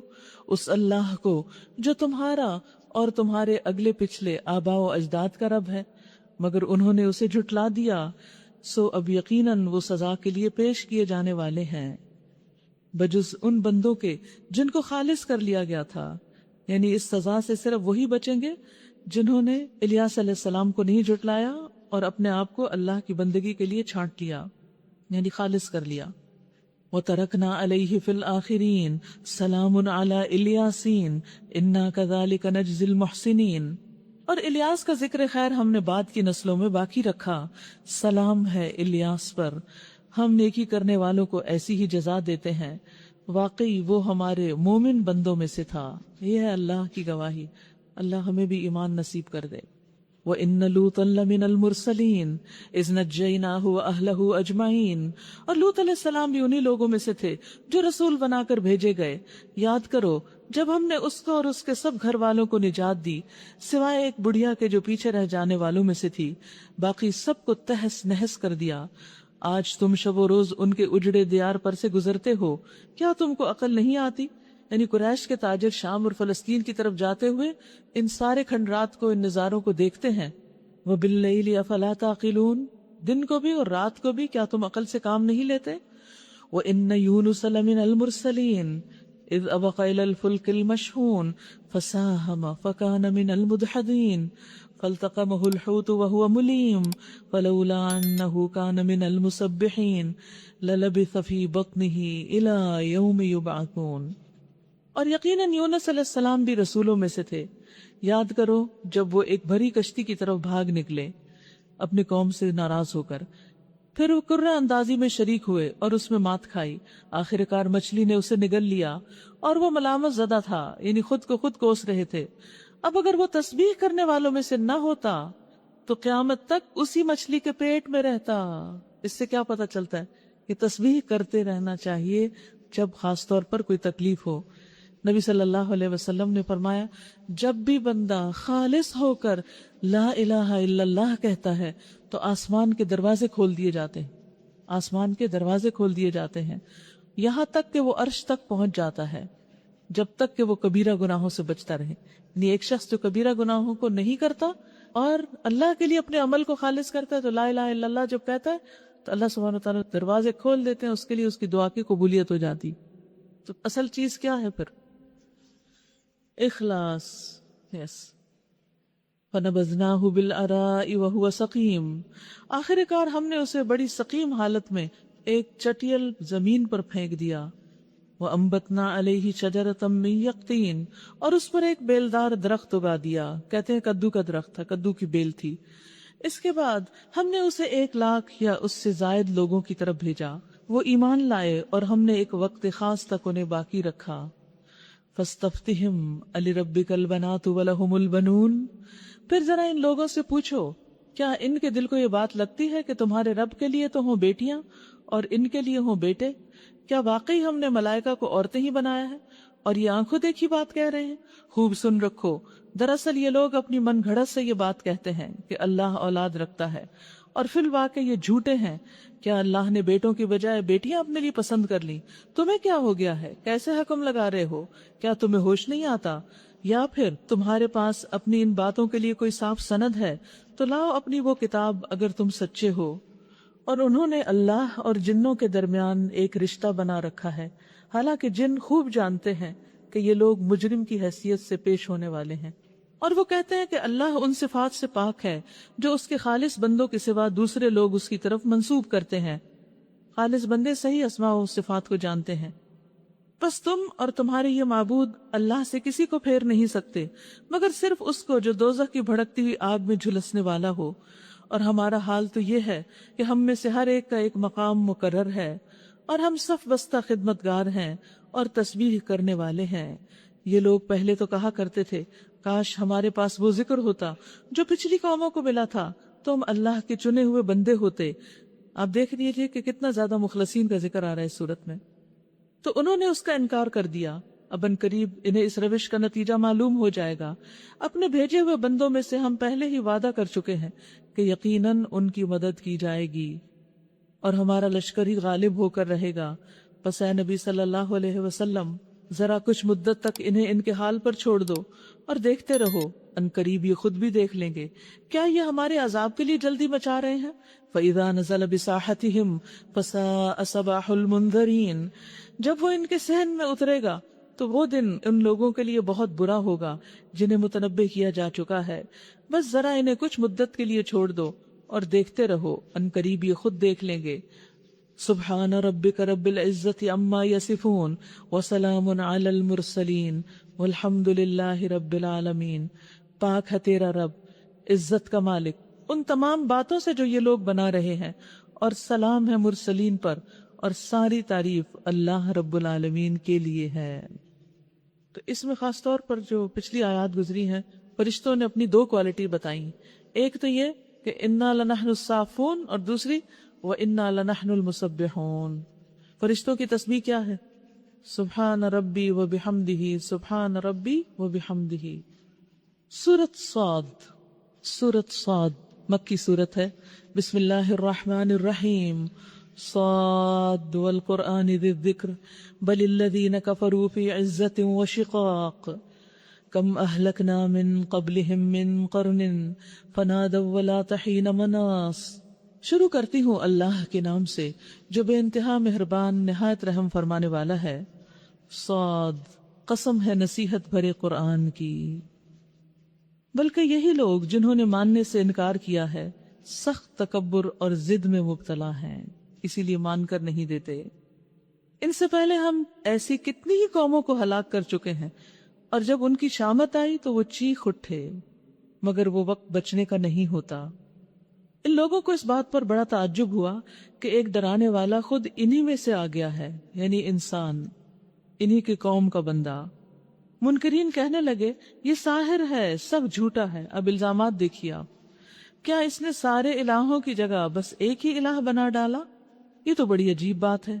اور سرداران قوم یہ کہتے ہوئے نکل گئے کہ چلو اور ڈٹے رہو اپنے معبودوں کی عبادت پر، یہ بات تو کسی اور ہی غرض سے کہی جا رہی ہے، یعنی دال میں کچھ کالا نظر آتا ہے، مقصد کچھ اور ہی ہے۔ بظاہر اللہ کی عبادت کے لیے بلایا جا رہا ہے، لیکن اصل غرض کچھ اور ہے، اور ان کا مطلب یہ ہے کہ ہم ان کے فرمان کے تابع ہو جائیں، ان کی باتیں ماننے لگیں۔ یہ اپنے آپ کو بڑی چیز سمجھتے ہیں۔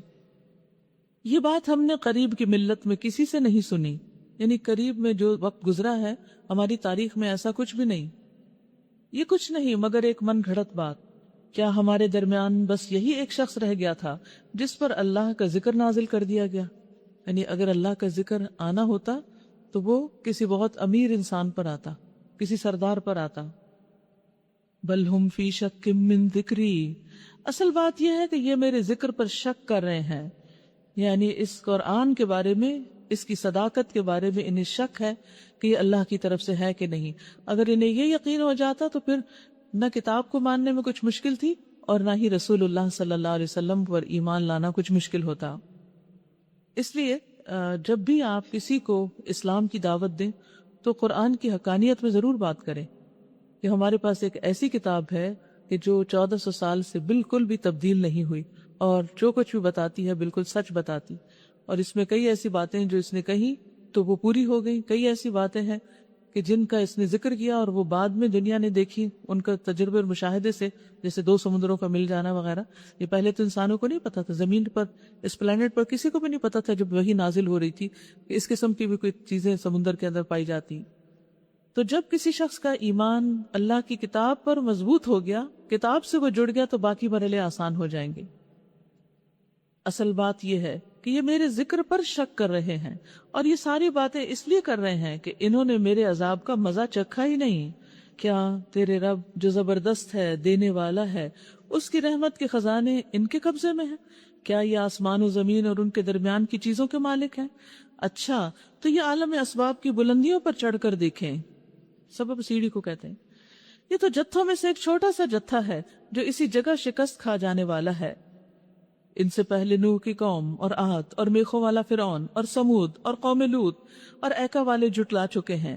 جتھے وہ تھے، ان میں سے ہر ایک نے رسولوں کو جھٹلایا، تو میری سزا کا فیصلہ ان پر چسپاں ہو کر رہا۔ یہ لوگ بھی بس ایک دھماکے کے منتظر ہیں جس کے بعد کوئی دوسرا دھماکہ نہ ہوگا، اور یہ کہتے ہیں کہ اے ہمارے رب، یوم الحساب سے پہلے ہی ہمارا حصہ ہمیں جلدی دے دے، یعنی عذاب آ جائے، یعنی قیامت کے دن جو بھی تباہیاں آنی ہیں اس کا کچھ حصہ ابھی دنیا میں ہی ہم کو دکھا دے۔ یہ انتہائی نادانی کی باتیں تھی جو وہ لوگ کر رہے تھے۔ جسے عقل چل جاتی ہے نا کسی کی، تو وہ اپنے لیے عذاب مانگتا ہے۔ اللہ تعالیٰ نبی صلی اللہ علیہ وسلم کو تسلی دیتے ہیں، اصبر علی ما یقولون واذکر عبدنا داود ذا الاید انہ اواب۔ اے نبی صلی اللہ علیہ وسلم، صبر کیجئے ان باتوں پر جو یہ لوگ بناتے ہیں، یعنی کفار مکہ کی باتوں پر، جو یہ کہتے تھے کہ بس یہی ایک شخص رہ گیا ہے، اس کی تو نیت ہی خراب ہے۔ دیکھیے آج بھی دائی دین کو ضرور یہ تانا ملتا ہے کہ ان کی نیت خراب ہے، کوئی دال میں کالا، مقصد کچھ اور ہی ہے یہ سب کچھ کرنے کا۔ تو اس سے کبھی نہیں گھبرایا کریں، کیونکہ اللہ کو تو پتہ ہے نا کہ آپ کا مقصد کیا ہے کسی کو بھی کوئی اچھی بات بتانے۔ اور اے نبی صلی اللہ علیہ وسلم صبر کیجئے ان باتوں پر جو یہ لوگ بناتے ہیں، یعنی جو آپ کو ساحر کذاب کہتے ہیں. ان کے سامنے ہمارے بندے داؤد علیہ السلام کا ذکر کرو. یعنی عین اس موقع پر داؤد علیہ السلام کی باتیں جو بہت ہی مزے کی باتیں بھی ہیں، اچھی کہانی بھی ہے. تو یہ بھی ایک حل ہے کہ جب انسان بہت مایوس ہو تو پھر کسی ایسے واقعے کو، کسی ایسی سٹوری کو یا کسی ایسی چیز کو پڑھے، دیکھے، یاد کرے کہ جس سے اس کا غم ہلکا ہو جائے. اور داؤد علیہ السلام کی صفت کیا تھی؟ انہ اواب، وہ ہر چیز میں اللہ کی طرف پلٹنے والے تھے. کسی قسم کا کوئی دکھ، رنج، غم، پریشانی، مصیبت ہوتی فوراً اللہ کی طرف رجوع کرتے، کبھی شکرانے کے طور پر اور کبھی دوسری طرح، یعنی کہ دعا مانگتے ہوئے. تو نبی صلی اللہ علیہ وسلم کو حضرت داؤد کی مثال کیوں دی گئی؟ تاکہ آپ بھی اور زیادہ اواب بن جائیں. جب لوگ آپ کو ستائیں تو آپ اللہ تعالیٰ کی طرف رجوع کریں. انا سخرنا الجبال معه يسبحن بالعشي والاشراق، ہم نے پہاڑوں کو اس کے ساتھ مسخر کر رکھا تھا کہ صبح و شام وہ اس کے ساتھ تسبیح کرتے تھے، وہ بھی بولتے تھے. اللہ اکبر.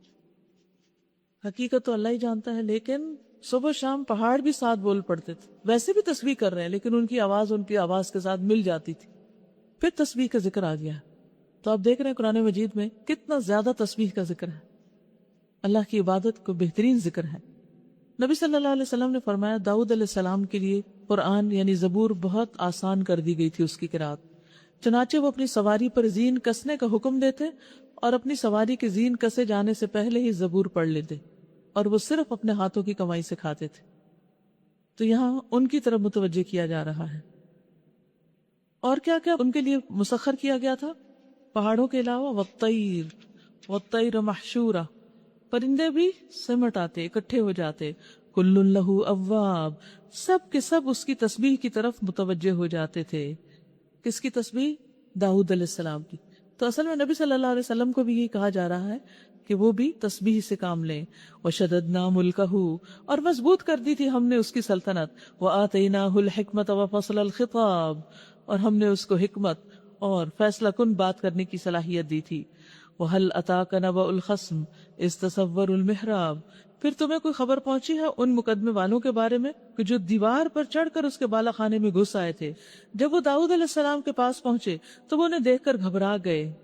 انہوں نے کہا ڈریے نہیں، ہم دو فریق مقدمہ ہیں جن میں سے ایک نے دوسرے پر زیادتی کی ہے.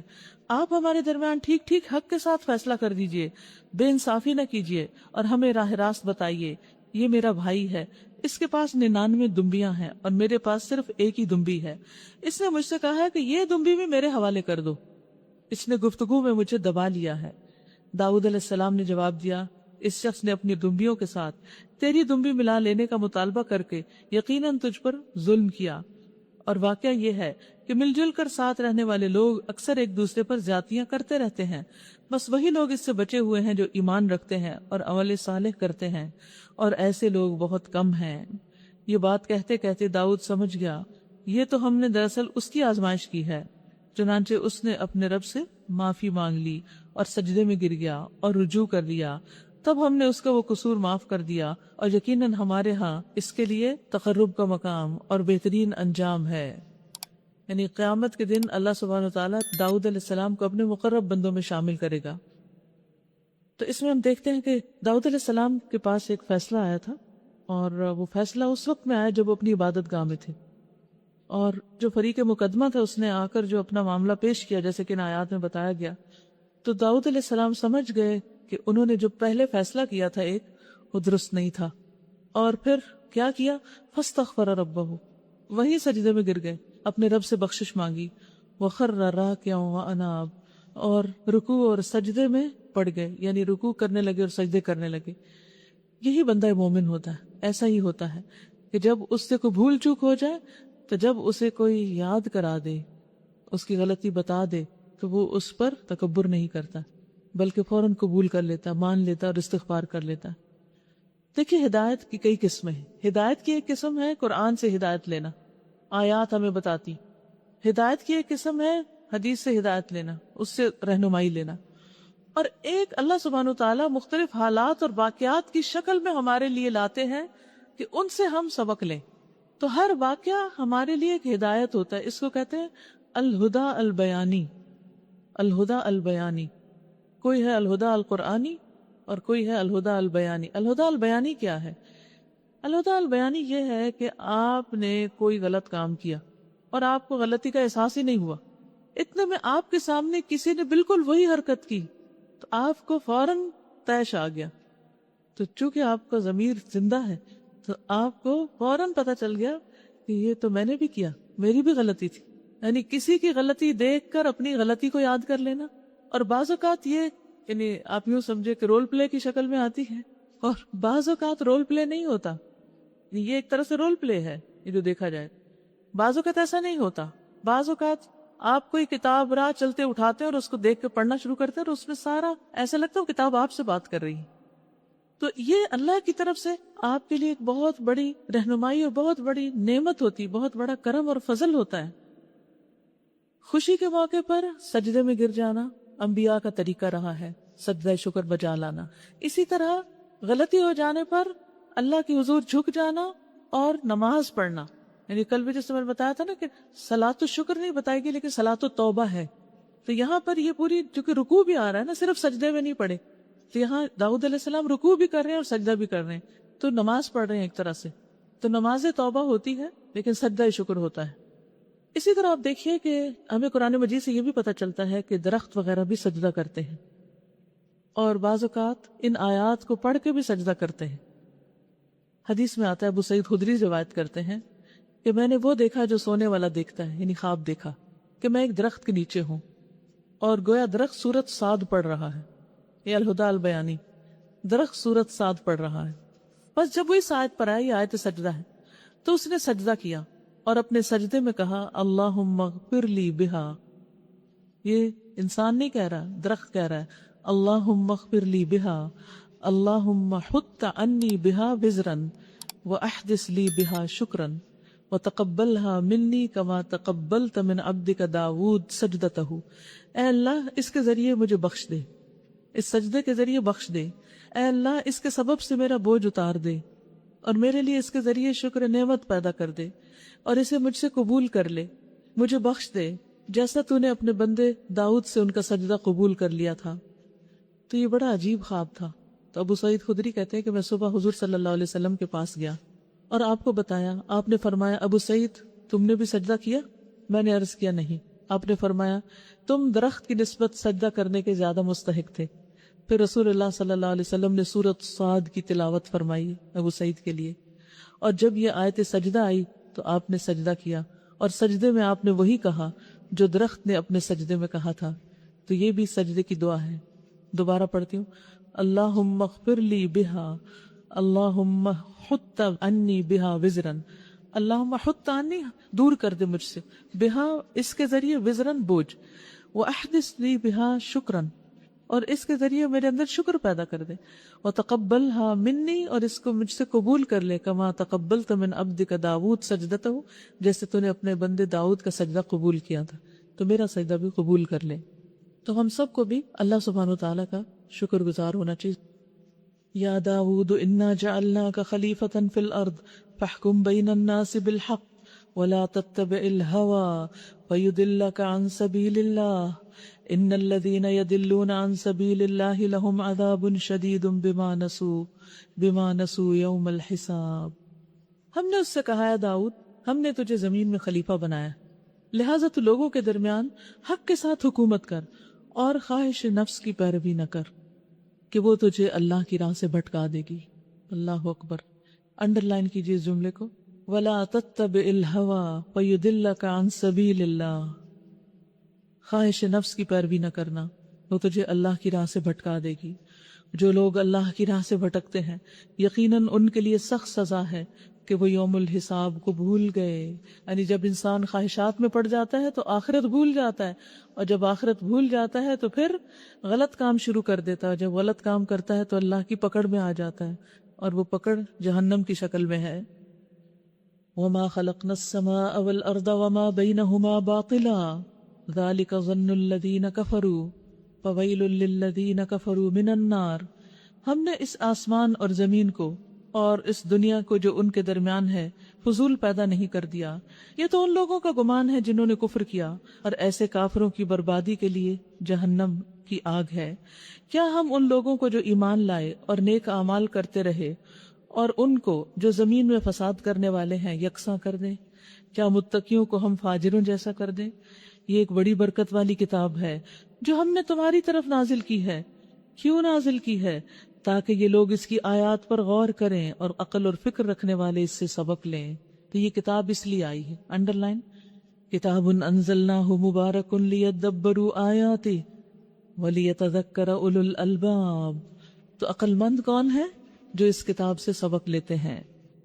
اور داؤد علیہ السلام کو ہم نے سلیمان جیسا بیٹا عطا کیا علیہ السلام، بہترین بندہ، کثرت سے اپنے رب کی طرف رجوع کرنے والا، کثرت سے اپنے رب کی طرف رجوع کرنے والا، اواب۔ قابل ذکر ہے وہ موقع جب شام کے وقت اس کے سامنے خوب سیدھے ہوئے تیز رو گھوڑے پیش کیے گئے تو اس نے کہا میں نے اس مال کی محبت اپنے رب کی یاد کی وجہ سے اختیار کی ہے۔ یعنی ویسے تو مال انسان کو رب سے دور کر دیتا ہے، عام طور پر جس کے پاس جتنا مال ہوتا ہے پھر وہ اس کے بکھیڑوں میں اتنا پڑ جاتا ہے کہ نماز روزے کا وقت نہیں رہتا یا رب سے دور ہو جاتا ہے، کیونکہ دنیا کی نعمتیں اس کے لیے زیادہ میسر ہو جاتی ہیں۔ لیکن یہاں پیغمبر کا معاملہ الٹ ہے، انہوں نے مال کی محبت رب کی یاد کے لیے اختیار کی۔ کیا کہ یہ گھوڑے جو انہوں نے فی سبیل اللہ کے لیے تیار کیے ہوئے تھے وہ انہیں دیکھتے تھے تو ان کے دل میں اللہ کی محبت اور پیدا ہوتی تھی۔ تو بالکل ایسے ہی جن لوگوں کو کتاب سے محبت ہے، قرآن سے، تو قرآن کو دیکھتے جاتے ہیں، پڑھتے جاتے ہیں، سنتے جاتے ہیں تو ان کی محبت اور بڑھتی چلی جاتی ہے۔ تو اسی طرح گھوڑے اگرچہ دنیا کا مال ہے لیکن اگر دین کے راستے میں استعمال کیے جائیں تو فائدہ ہی فائدہ ہے، ایمان میں اضافے کا ذریعہ، اللہ کی محبت میں اضافے کا ذریعہ ہے۔ آپ بھی دیکھیے، غور کیجئے کہ کس چیز سے آپ کی محبت اللہ کے ساتھ بڑھتی ہے، یعنی وہ کون سی چیز ہے، وہ کون سا ٹریگر ہے آپ کا، وہ کون سا کام ہے؟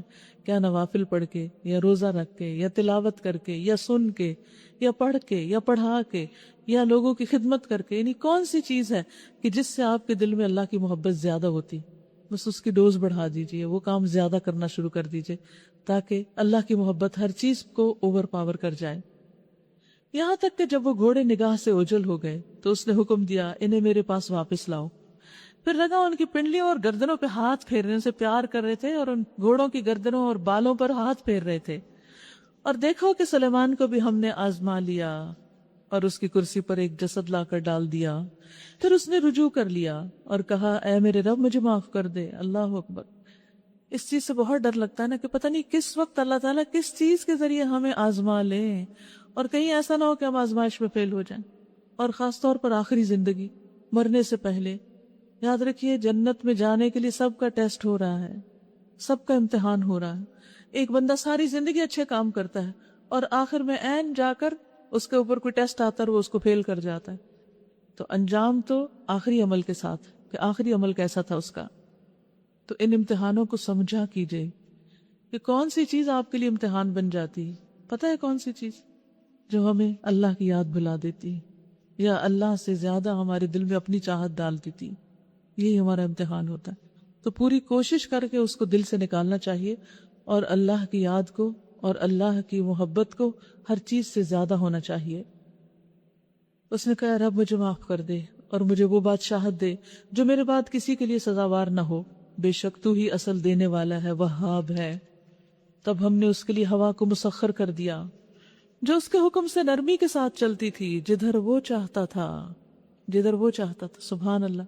جب انسان امتحانوں میں کامیاب ہوتا ہے تو اللہ تعالیٰ کیسے کیسے راستے کھولتا ہے، کیسے کیسے دنیا میں بھی نعمتیں عطا کرتا ہے۔ اور شیاطین کو مسخر کر دیا، ہر طرح کے معمار اور غوطہ خور اور دوسرے جو پابند سلاسل تھے۔ ہم نے اس سے کہا یہ ہماری بخشش ہے، تجھے اختیار ہے، جسے چاہے دے اور جس سے چاہے روک لے، کوئی حساب نہیں۔ سبحان اللہ، کوئی حساب نہیں۔ یقیناً اس کے لیے ہمارے ہاں تقرب کا ایک مقام ہے اور بہتر انجام ہے۔ وَإِنَّ لَهُ عِندَنَا لَزُلْفَىٰ وَحُسْنَ مَآبٍ۔ پیغمبروں کے جو واقعات ہیں ان میں بھی بڑا غور و فکر کرنے کی ضرورت ہے کہ ان کی زندگیاں، ان کی شخصیتیں، ان کی پرسنالٹیز کیسی تھی، اللہ تعالیٰ نے کن خصوصیات کی وجہ سے ان کو چنا اور پھر کس طرح ان سے کام لیا اور کس طرح ان سے راضی ہو گیا، اور کس طرح ان کے لیے دنیا میں بھی معجزات کر دی. ایک ایک پیغمبر کے ساتھ کوئی نہ کوئی معجزہ لگا ہوا ہے جو ان یوزول چیزیں، یہ ان کے شدید اخلاص کی وجہ سے. آج ہم وہ اخلاص کیسے پیدا کریں، یہ سوچنے کی بات. ہمارے اندر وہ ذوق اور شوق اللہ کی محبت اور عبادت کا کیسے ہو، اور ہمارے اندر نیکی کے جذبے کیسے آئیں. وَاذْكُرْ عَبْدَنَا ایوب، اور ہمارے بندے ایوب کا ذکر کرو علیہ السلام. اذ نادى ربہ، جب اس نے اپنے رب کو پکارا کہ شیطان نے مجھے سخت تکلیف اور عذاب میں ڈال دیا ہے، یعنی طرح طرح کے، یعنی یہ نہیں کہ بیماری میں ڈال دیا، شیطان بیمار نہیں کر سکتا کسی کو، لیکن جب کوئی بیمار ہو جائے تو وسوسے بہت ڈالتا ہے دل میں اللہ تعالیٰ کے خلاف اور ادھر ادھر. اور پھر خاص طور پر جب ان کا سارا مال و دولت بھی ضائع ہو گیا اور ان کے رشتہ دار بھی ان کو چھوڑ کے چلے گئے، تو اس وقت ان کے دل میں طرح طرح کی پریشانیاں آتی تھیں. اور 18 سال تک وہ بیمار رہے. ہم نے اسے حکم دیا اپنا پاؤں زمین پر مار، یہ ہے ٹھنڈا پانی نہانے کے لیے، پینے کے لیے، بس یہی شفا ہے، پانی سے شفا. ہم نے اسے اس کے اہل و عیال واپس دیے اور ان کے ساتھ اتنے ہی اور اپنی طرف سے رحمت کے طور پر اور عقل اور فکر رکھنے والوں کے لیے درس کے طور پر، کہ کس طرح اللہ تعالیٰ امتحان میں کامیاب ہونے کے بعد نعمتیں پہلے سے بھی زیادہ کر دیتا ہے. اور ہم نے اس سے کہا تنکوں کا ایک مٹھا لے اور اس سے مار دے، اپنی قسم نہ توڑ. کہتے ہیں کہ بیماری کے زمانے میں انہوں نے قسم کھا لی تھی کسی بات پہ ناراض ہو کر بیوی سے کہ میں تجھے صحت مند ہو گیا تو 100 کوڑے ماروں گا. تو اب وہ پریشان تھے، مارنا نہیں چاہتے تھے، تو اس کا حل یہ نکالا گیا. اور نہیں مارتے تھے تو قسم کیسے پوری کرتے؟ حکم دیا کہ ایک جھاڑو لو، اس کے اندر 100 تنکے ہوں اور ایک دفعہ وہ لگا دو، وہ تمہاری قسم پوری ہو جائے گی. فَاضْرِب بِهِ وَلَا تَحْنَثْ، مار لو اور قسم نہیں توڑو، قسمیں نہیں توڑنی چاہیے. اِنَّا وَجَدْنَاهُ صَابِرًا نِعْمَ الْعَبْدُ إِنَّهُ أَوَّابٌ، ہم نے اسے صابر پایا، بہترین بندہ، اپنے رب کی طرف بہت رجوع کرنے والا، انتہائی صابر. رسول اللہ صلی اللہ علیہ وسلم نے فرمایا اللہ کے نبی ایوب علیہ السلام 18 برس تک بیمار رہے. 18 ایئرز، بچہ جوان ہو جاتا ہے جب. قریبی اور دور کے لوگوں نے سب نے ان کو چھوڑ دیا. یہ بھی ایک آزمائش ہوتی ہے نا کہ جب انسان بیمار ہوتا ہے، تکلیف ہوتی، بڑھاپا ہوتا ہے، تو آہستہ آہستہ آہستہ سارے دوست چھٹ جاتے ہیں. سب سے زیادہ دوست کس عمر میں ہوتے ہیں انسان کے؟ جوانی میں، کیونکہ وہ نبھا سکتا ہے. جب اس کو اپنی پڑ جاتی ہے تو پھر دوست بھی کم ہونے لگتے ہیں، سوشل سرکل محدود ہونے لگتا ہے، اور یہ زندگی کی بڑی تلخ حقیقت ہے. تو بہرحال قریب اور دور کے لوگوں نے ان کو چھوڑ دیا کیونکہ بیماری بہت ہی تکلیف دہ تھی. پورا جسم ایک پھوڑا بن چکا تھا، کیڑے پڑ چکے تھے اس میں. تو اللہ سبحانہ و تعالیٰ نے ان کو وحی کی ارکض برجلک ھذا مغتسل بارد وشراب، جس سے اللہ تعالیٰ نے ان کی ساری بیماریاں دور کر دی اور وہ پہلے سے زیادہ حسین ہو گئے. ان کے 2 کھلیان تھے، ایک گندم کا تھا اور ایک جو کا تھا. تو اللہ سبحانہ و تعالیٰ نے 2 بادل بھیجے، ایک بادل گندم کے کھلیان پہ برسا سونا لے کر، اور دوسرا جو کے کھلیان پر چاندی لے کر، اور دونوں کو بھر دیا سونے اور چاندی سے. تو یہ اسی چیز کی طرف یہاں اشارہ ہے کہ ہم نے اس کو اور زیادہ عطا کیا. لیکن اصل چیز جو ان کی دولت تھی وہ کیا تھی؟ ان کا صبر، ان کی عبادت، ان کی اطاعت، ان کا تحمل. ان سارے واقعات سے ایک خاص کامن بات سمجھ میں آ رہی ہے، اور وہ یہ ہے کہ اگر انسان تکلیف پر صبر کرتا ہے، حرام رستوں کی طرف نہیں جاتا، تو اللہ سبحانہ و تعالیٰ دنیا میں اس کو اس کی تکلیفوں کا نعم البدل عطا کر دیتا ہے. یعنی مثلاً آپ کا کام کاروبار اچھا نہیں، جاب اچھی نہیں، لیکن آپ پھر بھی کوئی غلط کام نہیں اس میں کرتے، رشوت نہیں لیتے، جھوٹ نہیں بولتے، اپنی ڈیوٹی پوری کرتے ہیں، اور آپ کرتے چلے جاتے ہیں. پھر ایک وقت آتا ہے کہ اللہ سبحانہ و تعالیٰ آپ کے سامنے اتنی بڑی اپرچونٹی لے آتا ہے کہ پچھلے سارے مسائل حل ہو جاتے ہیں اور آپ کو نہیں پتا یہ کیوں ہوا، لیکن وہ آپ کی دیانت، امانت، صداقت کی وجہ سے اللہ نے آپ کے لیے خیر اور بھلائی کے راستے کھول دیے، کیونکہ یہی سبق ہے جو ہمیں ہر واقعے سے مل رہا ہے.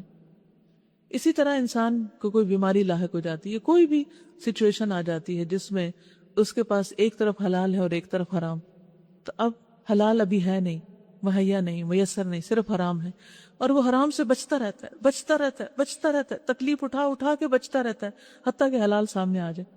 اللہ سبحانہ و تعالیٰ اس کو حلال کی بھی کثرت عطا کر دیتے ہیں. پھر تو یاد رکھیے جب بھی کبھی امتحان ہو اس میں جلد بازی نہیں کیجیے اور فوراً ہی ہار مان کے حرام رستے اختیار نہ کر لیجیے.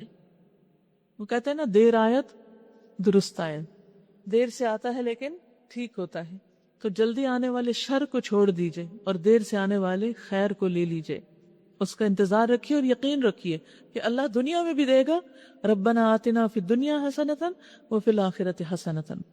وقنا عذاب النار واذكر عبادنا ابراہیم واسحاق ویعقوب اولی الایدی والابصار انا اخلصناہم بخالصۃ ذکر الدار، اور ہمارے بندوں ابراہیم اور اسحاق اور یعقوب کا ذکر کرو، بڑی قوت عمل رکھنے والے اور دیدہ ور لوگ تھے، بڑے سمجھدار لوگ تھے، بہت بصیرت رکھتے تھے۔ ہم نے ان کو ایک خالص صفت کی بنا پر برگزیدہ کیا تھا، اور وہ دار آخرت کی یاد تھی۔ تو اس سے کیا پتہ چلتا ہے؟ جو شخص آخرت کو کثرت سے یاد کرتا ہے وہ اللہ کا پسندیدہ ہوتا ہے، وہ اللہ کا خاص بندہ ہوتا ہے۔ یقیناً ہمارے ہاں ان کا شمار چنے ہوئے نیک لوگوں میں ہے، اور اسماعیل اور الیسع اور ذوالکفل، ان کا بھی ذکر کرو، یہ سب بھی نیک لوگوں میں سے تھے۔ سبحان اللہ، اللہ کیسی تعریف کرتے ہیں، قیامت تک ان کی تعریفیں اس کتاب میں جاری ہیں۔ ھذا ذکر وان للمتقین لحسن مآب، یہ ایک ذکر تھا، اب سنو کہ متقی لوگوں کے لیے یقیناً بہترین ٹھکانہ ہے، ہمیشہ رہنے والی جنتیں جن کے دروازے ان کے لیے کھلے ہوں گے، ان میں وہ تکیے لگائے بیٹھے ہوں گے، ٹیک لگا لگا کے خوب خوب پھل اور مشروبات طلب کر رہے ہوں گے، اور ان کے پاس شرمیلی ہم سن بیویاں ہوں گی۔ یہ وہ چیزیں ہیں جنہیں حساب کے دن عطا کرنے کا تم سے وعدہ کیا جا رہا ہے، یہ ہمارا رزق ہے جو کبھی ختم ہونے والا نہیں، نو اینڈ۔ ان ھذا لرزقنا ما لہ من نفاد، یہ تو ہے متقیوں کا انجام۔ ھذا وان للطاغین لشر مآب، اور سرکشوں کے لیے بدترین ٹھکانہ ہے جہنم، جس میں وہ جھلسے جاتے رہیں گے، بہت ہی بری قیام گاہ یہ ہے ان کے لیے۔ پس وہ مزہ چکھیں کھولتے ہوئے پانی اور پیپ لہو اور اسی قسم کی دوسری تلخیوں کا، اور وہ جہنم کی طرف اپنے پیروکاروں کو آتے ہوئے دیکھ کر آپس میں کہیں گے، یہ ایک لشکر تمہارے پاس گھسا چلا آ رہا ہے، کوئی خوش آمدید نہیں ان کے لیے، یہ آگ میں جھلسنے والے ہیں۔ وہ ان کو جواب دیں گے، نہیں بلکہ تم ہی جھلسے جا رہے ہو، کوئی خیر مقدم نہیں تمہارے لیے، تم ہی تو یہ انجام ہمارے آگے لائے ہو، کیسی بری ہے یہ جائے قرار۔ پھر وہ کہیں گے، اے ہمارے رب، جس نے ہمیں اس انجام کو پہنچانے کا بندوبست کیا، اس کو دوزخ کا دوہرا عذاب دے۔ اور وہ آپس میں کہیں گے، کیا بات ہے، ہم ان لوگوں کو کہیں نہیں دیکھتے جنہیں ہم دنیا میں برا سمجھتے تھے، وہ مولوی وغیرہ اور جو بڑے ریلیجس لوگ تھے جن کے بارے میں بڑا حقیر نقطہ نظر رکھتے تھے، وہ کدھر گئے سارے؟ ہم نے یوں ہی ان کا مذاق بنا لیا تھا، دنیا میں ہم ان پہ آوازیں کستے تھے، یا وہ کئی نظروں سے اوجھل ہیں؟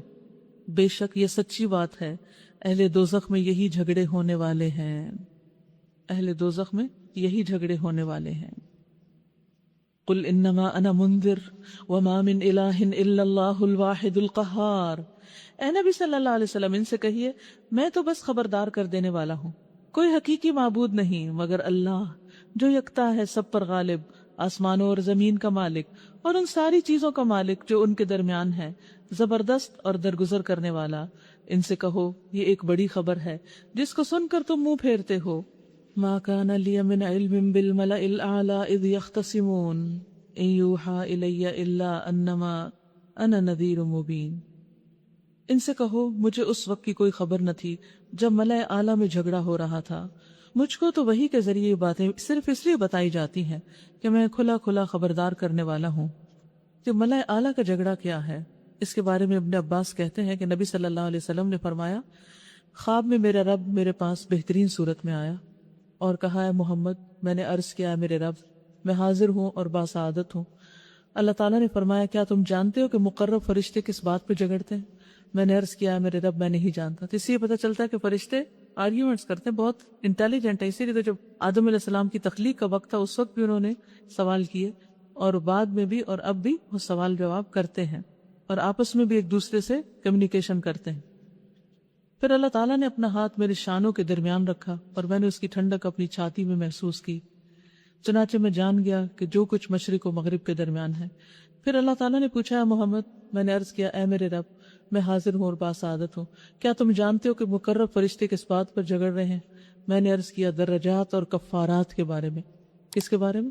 درجوں اور کفاروں کے بارے میں، اور جماعت کے لیے پیدل چل کے جانے کے بارے میں، مشقت کے وقت اچھی طرح وضو کر کے ایک نماز کے بعد دوسری نماز کا انتظار کرنے کے بارے میں، اور جو ان کی حفاظت کرے گا وہ خیر کے ساتھ زندہ رہے گا اور خیر پر مرے گا، اور وہ گناہوں سے اس طرح پاک ہو جائے گا جس طرح اس نے اپنی ماں کے پیٹ سے جنم لیا تھا اس دن کی طرح۔ تو اس سے یہ پتہ چلتا ہے کہ بندوں کے اعمال پر بھی فرشتے مقرر ہیں، وہ ان کے اعمال دیکھتے رہتے ہیں، کمی بیشی کو بھی دیکھتے ہیں، ایک دوسرے سے ڈسکس بھی کرتے ہیں، اور بندوں کے خیر خواہ بھی ہوتے ہیں۔ جو حول العرش فرشتے ہیں وہ ایمان والوں کے لیے دعائیں بھی کرتے ہیں۔ آپ کا کیا تعلق ہے ان سے؟ وہ تو آپ سے اتنا تعلق رکھتے ہیں، اتنا کچھ آپ کے لیے کرتے ہیں، آپ کو کیا کرنا ہے؟ بس ایمان لے آنا ہے کہ میں فرشتوں پر ایمان لاتی ہوں بغیر ان کو دیکھے، اور ہر شرک سے بچتے ہوئے۔ اذ قال ربك للملائكة انی خالق بشرا من طین فاذا سویته ونفخت فیہ من روحی فقعوا له ساجدین۔ جب تیرے رب نے فرشتوں سے کہا میں مٹی سے ایک بشر بنانے والا ہوں، پھر جب میں اسے پوری طرح بنا دوں اور اس میں اپنی روح پھونک دوں تو تم اس کے آگے سجدے میں گر جاؤ۔ اس حکم کے مطابق فرشتے سب کے سب سجدے میں گر گئے، مگر ابلیس نے اپنی بڑائی کا گھمنڈ کیا اور وہ کافروں میں سے ہو گیا۔ رب نے فرمایا اے ابلیس، تجھے کیا چیز اس کو سجدہ کرنے سے مانے ہوئی جسے میں نے اپنے دونوں ہاتھوں سے بنایا؟ تو بڑا بن رہا ہے یا تو ہے ہی کچھ اونچے درجے کی ہستیوں میں سے؟ اس نے جواب دیا میں اس سے بہتر ہوں، آپ نے مجھ کو آگ سے پیدا کیا اور اس کو مٹی سے۔ یعنی یہ ہے ابلیس کا تکبر کہ اپنے آپ کو بہتر سمجھتا تھا دوسروں سے۔ اچھا تو یہاں سے نکل جا، تو مردود ہے اور تیرے اوپر یوم الجزا تک میری لعنت ہے۔ وہ بولا اے میرے رب یہ بات ہے تو پھر مجھے اس وقت تک کے لیے مہلت دے دے جب یہ لوگ دوبارہ اٹھائے جائیں گے۔ فرمایا اچھا تجھے اس روز تک کی مہلت ہے جس کا وقت مجھے معلوم ہے۔ اس نے کہا تیری عزت کی قسم میں ان سب لوگوں کو بہکا کر رہوں گا بجز تیرے ان بندوں کے جنہیں تو نے خالص کر لیا۔ پھر اخلاص کی بات ہے۔ فرمایا تو حق یہ ہے اور میں حق ہی کہتا ہوں کہ میں جہنم کو تجھ سے اور ان سب لوگوں سے بھر دوں گا جو ان انسانوں میں سے تیری پیروی کریں گے۔ ابلیس کی خاص برائی کیا نظر آتی ہے آپ کو؟ تکبر، روڈنس، اپنے آپ کو بڑی چیز سمجھنا۔ تو جو اس کی اس چیز میں پیروی کرے وہ اس کے ساتھ ہی ہیں، تو اس لیے تواضع اختیار کرنی چاہیے اور اللہ سے ڈرنا چاہیے۔ قل ما اسألکم علیہ من اجر وما انا من المتکلفین۔ اے نبی صلی اللہ علیہ وسلم ان سے کہہ دیجئے کہ میں اس تبلیغ پر تم سے کوئی اجر نہیں مانگتا اور نہ میں بناوٹی لوگوں میں سے ہوں۔ یہ تو ایک نصیحت ہے تمام جہان والوں کے لیے، اور تھوڑی ہی مدت گزرے گی کہ تمہیں اس کا حال خود معلوم ہو جائے گا کہ دنیا کی حقیقت کیا تھی اور آخرت کی کیا، اور پھر جو زندہ رہے وہ بھی چند سال کے اندر دیکھ لے گا کہ مخالفین کے ساتھ کیا ہوا اور ایمان والوں کے ساتھ کیا ہوا۔ تو حقیقت یہ ہے کہ گزرتا ہوا وقت انسان کے بس میں نہیں کہ اسے روک سکے، لیکن صرف وقت نہیں گزرتا، بہت سی چیزیں تبدیل ہو جاتی ہیں اور یہ چینجز بھی آپ روک نہیں سکتے۔ اس لیے کبھی بھی انسان اپنے موجودہ حال پر ایسا پریشان نہ ہو کہ مایوس ہو جائے، یہ بھی گزر جائے گا، دس شیل ٹو پاس، یہ بھی چلا جائے گا۔ کبھی آپ نے دیکھا ہے جو پہیا گھومتا ہے نا جب، تو اس کے ساتھ بعض اوقات کیا لگ جاتا ہے، چھوٹے چھوٹے تنکے وغیرہ لگ جاتے ہیں، تو پھر کیا ہوتا ہے، وہ تنکے ساتھ چپک کے چلے جاتے ہیں، پھر وہ جگہ بدلتی ہے۔ تو جس طرح پہیا بدلتا ہے اور جگہ تبدیل ہوتی ہے اور حالت تبدیل ہوتی ہے، ایسے ہی وقت کا پہیا بھی گھوم رہا ہے اور حالات تبدیل ہوتے جا رہے ہیں۔ لہٰذا کوئی بھی چیز جو آج آپ کو ڈپریس کر رہی ہو اس پر ڈپریس ہونے کی ضرورت نہیں، کیونکہ وہ پرماننٹ نہیں ہے، ہر حال تبدیل ہونے والا ہے، بچپن بھی، جوانی بھی، بڑھاپا بھی، نیکی بھی، اور تکلیف کی حالت، بیماری کی حالت، ہر چیز تبدیل ہونے والی۔ تو انسان تبدیلیوں کی نظر ہو جاتا ہے، تو تبدیلی لازمی چیز ہے، اسے ایکسپٹ کرنا سیکھے۔ اور یہاں یہ جو کہا گیا کہ میں تکلف کرنے والوں میں سے نہیں ہوں، تو اس کا کیا مطلب ہے کہ بلا تکلف حق بات کو بیان کر دیتا، اور یہی طریقہ ہمارے اندر بھی ہونا چاہیے، کیونکہ تکلف میں ہے تکلیف سراسر، اور بناوٹی باتیں اور بناوٹی رویے جو ہوتے ہیں نا بہت دن تک مینٹین نہیں ہو سکتے۔ جیسے بی یور سیلف، ٹھیک ہے، لکھ لیجیے، be grateful, be hopeful, be yourself, جو ہیں وہی رہیں، اپنے اوپر خول نہ چڑھائیں، اس میں لطف بہت ہے۔ اگر اس حال میں کوئی آپ کو ایکسپٹ کرتا ہے تو وہی دراصل ایکسپٹنس ہے، اور اگر آپ کچھ بن سور کے سج کے کسی کے سامنے آ رہے ہیں تو جب آپ کا روپ تبدیل ہوگا تو وہ بھی تبدیل ہو جائے گا۔ ٹھیک۔ سورۃ الزمر، سورۃ الزمر مکی سورت ہے۔ شروع کرتی ہوں اللہ کے نام سے جو بے انتہا مہربان نہایت رحم فرمانے والا ہے۔ تنزیل الکتاب من اللہ العزیز الحکیم، اس کتاب کا نزول اللہ زبردست اور دانا کی طرف سے ہے، حکمت والا رب۔ انا انزلنا الیک الکتاب بالحق، بے شک ہم نے آپ کی طرف کتاب حق کے ساتھ اتاری ہے۔ فاعبد اللہ مخلصا لہ الدین، لہذا تم اللہ ہی کی بندگی کرو دین کو اسی کے لیے خالص کرتے ہوئے، یعنی صرف ایک اللہ کی عبادت اور بغیر کسی شرک کے، بغیر کسی اور کی طرف متوجہ ہوئے۔ خبردار، دین خالص اللہ کا حق ہے، کیونکہ سب کچھ ہمیں دیا اللہ نے ہے تو ہمیں بھی اپنا سب کچھ اللہ کو دینا چاہیے۔ رہے وہ لوگ جنہوں نے اس کے سوا دوسرے سرپرست بنا رکھے ہیں اور اپنے اس فعل کی توجیہ یہ کرتے ہیں کہ ہم تو ان کی عبادت صرف اس لیے کرتے ہیں کہ وہ اللہ تک ہماری رسائی کرا دیں۔ کفار مکہ ہوں یا دنیا بھر کے مشرکین، وہ اپنے شرک کی یہی توجیہ کرتے ہیں۔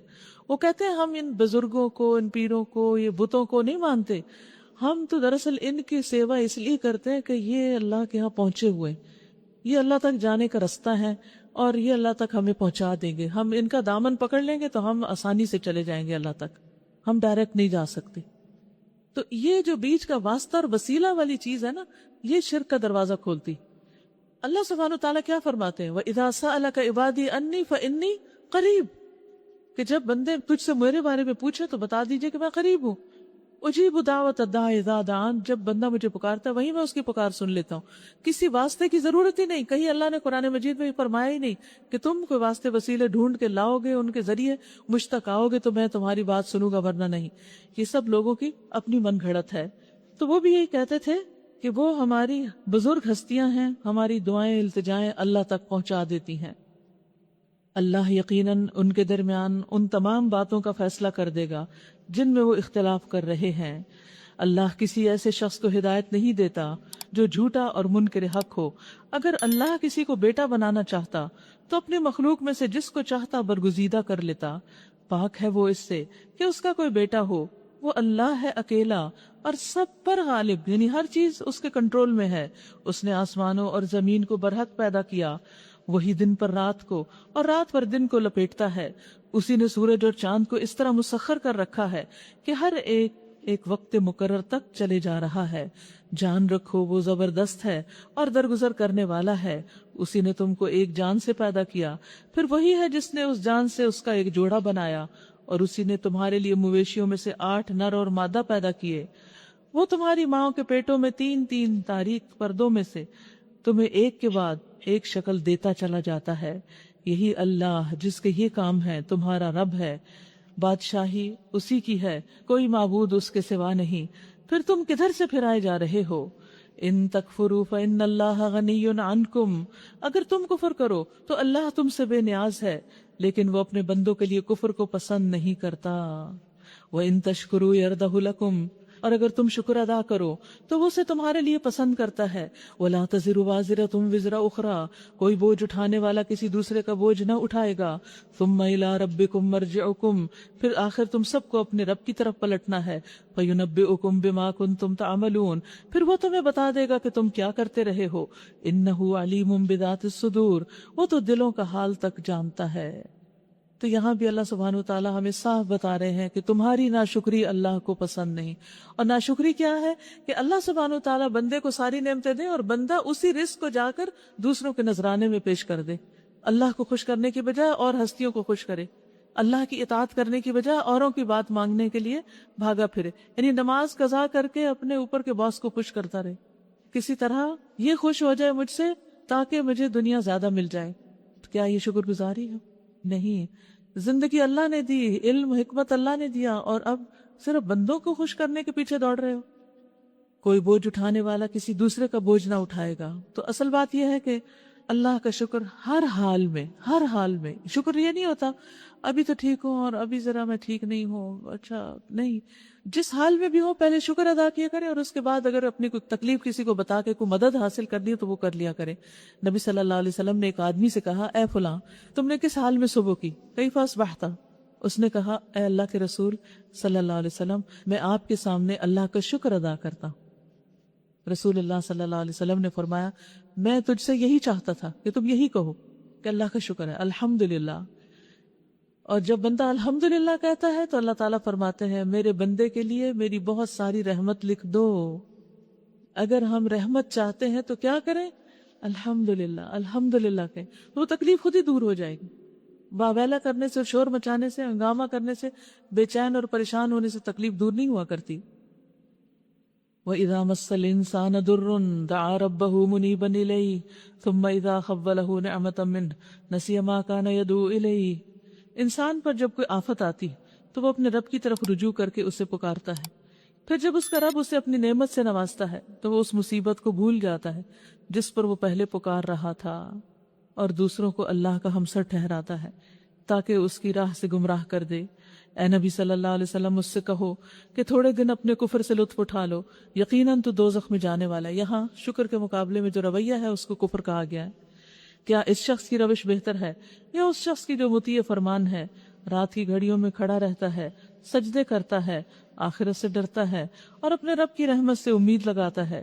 ان سے پوچھو کیا جاننے والے اور نہ جاننے والے دونوں کبھی یکساں ہو سکتے ہیں؟ نصیحت تو عقل رکھنے والے ہی قبول کرتے ہیں۔ اے نبی صلی اللہ علیہ وسلم، ان سے کہیے اے میرے بندو جو ایمان لائے ہو، اپنے رب سے ڈرو۔ قُلْ يَا عِبَادِ الَّذِينَ آمَنُوا اتَّقُوا رَبَّكُمْ لِلَّذِينَ أَحْسَنُوا فِي هَذِهِ الدُّنْيَا حَسَنَةٌ۔ پھر وہی بات آگئی نا جس پورے پارے میں تھیم چل رہی ہے، جن لوگوں نے اچھا کیا ان کے لیے اس دنیا میں بھی اچھا ہے، اس دنیا میں بھی بھلائی ہے۔ وَأَرْضُ اللَّهِ وَاسِعَةٌ، اور اللہ کی زمین بہت وسیع ہے۔ إِنَّمَا يُوَفَّى الصَّابِرُونَ أَجْرَهُمْ بِغَيْرِ حِسَابٍ، اور صبر کرنے والوں کو تو ان کا اجر بے حساب دیا جائے گا۔ اور یہاں یہ بھی پتہ چلتا ہے کہ بندہ خوف کے ساتھ ساتھ اللہ تعالیٰ سے امید بھی رکھے، کیونکہ ایمان ان دونوں کیفیات کے درمیان کی چیز ہے۔ قُلْ إِنِّي أُمِرْتُ أَنْ أَعْبُدَ اللَّهَ مُخْلِصًا لَهُ الدِّينَ، اے نبی ان سے کہیے مجھے حکم دیا گیا ہے کہ دین کو اللہ کے لیے خالص کر کے اس کی بندگی کروں، اور مجھے حکم دیا گیا ہے کہ سب سے پہلے میں خود مسلم بنوں۔ اس سے کیا پتہ چلتا ہے کہ تبلیغ کرنے سے پہلے خود عمل کرنا ضروری ہے۔ کہو اگر میں اپنے رب کی نافرمانی کروں تو مجھے ایک بڑے دن کے عذاب کا خوف ہے۔ کہہ دو کہ میں تو اپنے دین کو اللہ کے لیے خالص کر کے اس کی بندگی کروں گا، تم اس کے سوا جس کی بندگی کرنا چاہو کرتے رہو۔ کہو اصل دیوالیے تو وہی ہیں جنہوں نے قیامت کے روز اپنے آپ کو اور اپنے اہل و عیال کو گھاٹے میں ڈال دیا۔ خوب سن رکھو، یہی کھلا دیوالیہ ہے۔ لَهُم مِّن فَوْقِهِمْ ظُلَلٌ مِّنَ النَّارِ وَمِن تَحْتِهِمْ ظُلَلٌ، ان پر آگ کی چھتریاں اوپر سے بھی چھائی ہوئی ہوں گی اور نیچے سے بھی۔ یہ وہ انجام ہے جس سے اللہ اپنے بندوں کو ڈراتا ہے۔ بس اے میرے بندو میرے غضب سے بچو، بخلاف اس کے جن لوگوں نے طاغوت کی بندگی سے اجتناب کیا اور اللہ کی طرف رجوع کر لیا، ان کے لیے خوشخبری ہے۔ بس اے نبی صلی اللہ علیہ وسلم بشارت دے دو میرے ان بندوں کو جو بات کو غور سے سنتے ہیں۔ الذین یستمعون القول فیتبعون احسنہ، پھر اس کے عمدہ حصے کی پیروی کرتے ہیں۔ اولئک الذین ہداہم اللہ، ایسے لوگوں کو اللہ ہدایت دیتا ہے۔ واولئک ھم اولو الالباب، اور ایسے ہی لوگ دراصل عقل مند ہیں۔ ابو ہریرہ کہتے ہیں کہ رسول اللہ صلی اللہ علیہ وسلم نے فرمایا کیا میں تمہیں یہ بات نہ بتاؤں کہ تم میں سب سے بہتر کون ہے؟ اب اپنے لیے سوچئے کہ کیا بتایا جائے گا، کیا میں وہ ہوں یا نہیں؟ صحابہ نے عرض کیا یا رسول اللہ، جی صلی اللہ علیہ وسلم۔ آپ نے فرمایا تم میں سب سے بہترین لوگ وہ ہیں جن کی عمریں طویل ہوں اور احسن طریقے سے عمل کرنے والے ہوں، جن کے عمل اچھے ہوں۔ الذین یستمعون القول فیتبعون احسنہ افمن حق علیہ کلمۃ العذاب۔ اے نبی صلی اللہ علیہ وسلم، اس شخص کو کون بچا سکتا ہے جس پر عذاب کا فیصلہ چسپاں ہو چکا ہو؟ کیا تم اسے بچا سکتے ہو جو آگ میں گر چکا ہو؟ البتہ جو لوگ اپنے رب سے ڈر رہے ہیں ان کے لیے بلند عمارتیں ہیں، منزل پہ منزل بنی ہوئی، جن کے نیچے نہریں بہ رہی ہوں گی۔ یہ اللہ کا وعدہ ہے، اللہ اپنے وعدے کی کبھی خلاف ورزی نہیں کرتا۔ تم اپنے اندر تقوی پیدا کر لو اور اللہ تعالیٰ تمہارے لیے بہترین دنیا اور آخرت میں انجام دے دے گا۔ کیا تم نہیں دیکھتے کہ اللہ نے آسمان سے پانی برسایا، پھر اس کو سوتوں اور چشموں اور دریاؤں کی شکل میں زمین کے اندر جاری کیا، پھر اس پانی کے ذریعے سے وہ طرح طرح کی کھیتیاں نکالتا ہے جن کی قسمیں مختلف ہیں، پھر وہ کھیتیاں پک کر سوکھ جاتی ہیں، پھر تم دیکھتے ہو کہ وہ زرد پڑ گئیں، پھر آخر کار اللہ ان کو بھس بنا دیتا ہے۔ در حقیقت اس میں ایک سبق ہے عقل رکھنے والوں کے لیے۔ اب کیا وہ شخص جس کا سینہ اللہ نے اسلام کے لیے کھول دیا اور وہ اپنے رب کی طرف سے ایک روشنی پہ چل رہا ہے، اس شخص کی طرح ہو سکتا ہے جس نے ان باتوں سے کوئی سبق نہ لیا ہو؟ تباہی ہے ان لوگوں کے لیے جن کے دل اللہ کی نصیحت سے اور زیادہ سخت ہو گئے، وہ کھلی گمراہی میں پڑے ہوئے ہیں۔ اللہ نے بہترین کلام اتارا ہے، ایک ایسی کتاب جس کے تمام اجزاء ہم رنگ ہے، یعنی اس میں کنٹرڈکشن نہیں، جس میں بار بار مضامین دہرائے گئے ہیں۔ اسے سن کر ان لوگوں کے رونگٹے کھڑے ہو جاتے ہیں جو اپنے رب سے ڈرتے ہیں۔ اور پھر ان کے جسم اور ان کے دل نرم ہو کر اللہ کے ذکر کی طرف راغب ہو جاتے ہیں، یعنی قرآن سن کے ان کے دل پگھل جاتے ہیں اور وہ پہلے سے اچھے بن جاتے ہیں۔ یہ اللہ کی ہدایت ہے جس سے وہ راہ راست پر لے آتا ہے جسے چاہتا ہے، اور جسے اللہ یہ ہدایت نہ دے اس کے لیے پھر کوئی ہادی نہیں۔ اب اس شخص کی بدحالی کا تم کیا اندازہ کر سکتے ہو جو قیامت کے روز عذاب کی سخت مار اپنے منہ پر لے گا؟ ایسے ظالموں سے تو کہہ دیا جائے گا اب چکھو مزہ اس کمائی کا جو تم کرتے رہے تھے۔ ان سے پہلے بھی بہت سے لوگ اسی طرح جھٹلا چکے ہیں، آخر ان پر عذاب ایسے رخ سے آیا جدھر ان کا خیال بھی نہ جا سکتا تھا۔ پھر اللہ نے ان کو دنیا کی زندگی میں ہی رسوائی کا مزہ چکھایا، اور آخرت کا عذاب تو اس سے شدید تر ہے، کاش یہ جانتے ہوتے۔ وَلَقَدْ ضَرَبْنَا لِلنَّاسِ فِي هَذَا الْقُرْآنِ مِنْ كُلِّ مَثَلٍ لَعَلَّهُمْ يَتَذَكَّرُونَ۔ ہم نے اس قرآن میں لوگوں کو طرح طرح کی مثالیں دی ہیں کہ یہ ہوش میں آئیں۔ ایسا قرآن جو عربی زبان میں ہے، جس میں کوئی ٹیڑھ نہیں، یعنی کوئی ایسی بات نہیں جو کسی کی سمجھ میں نہ آئے، تاکہ یہ برے انجام سے بچیں۔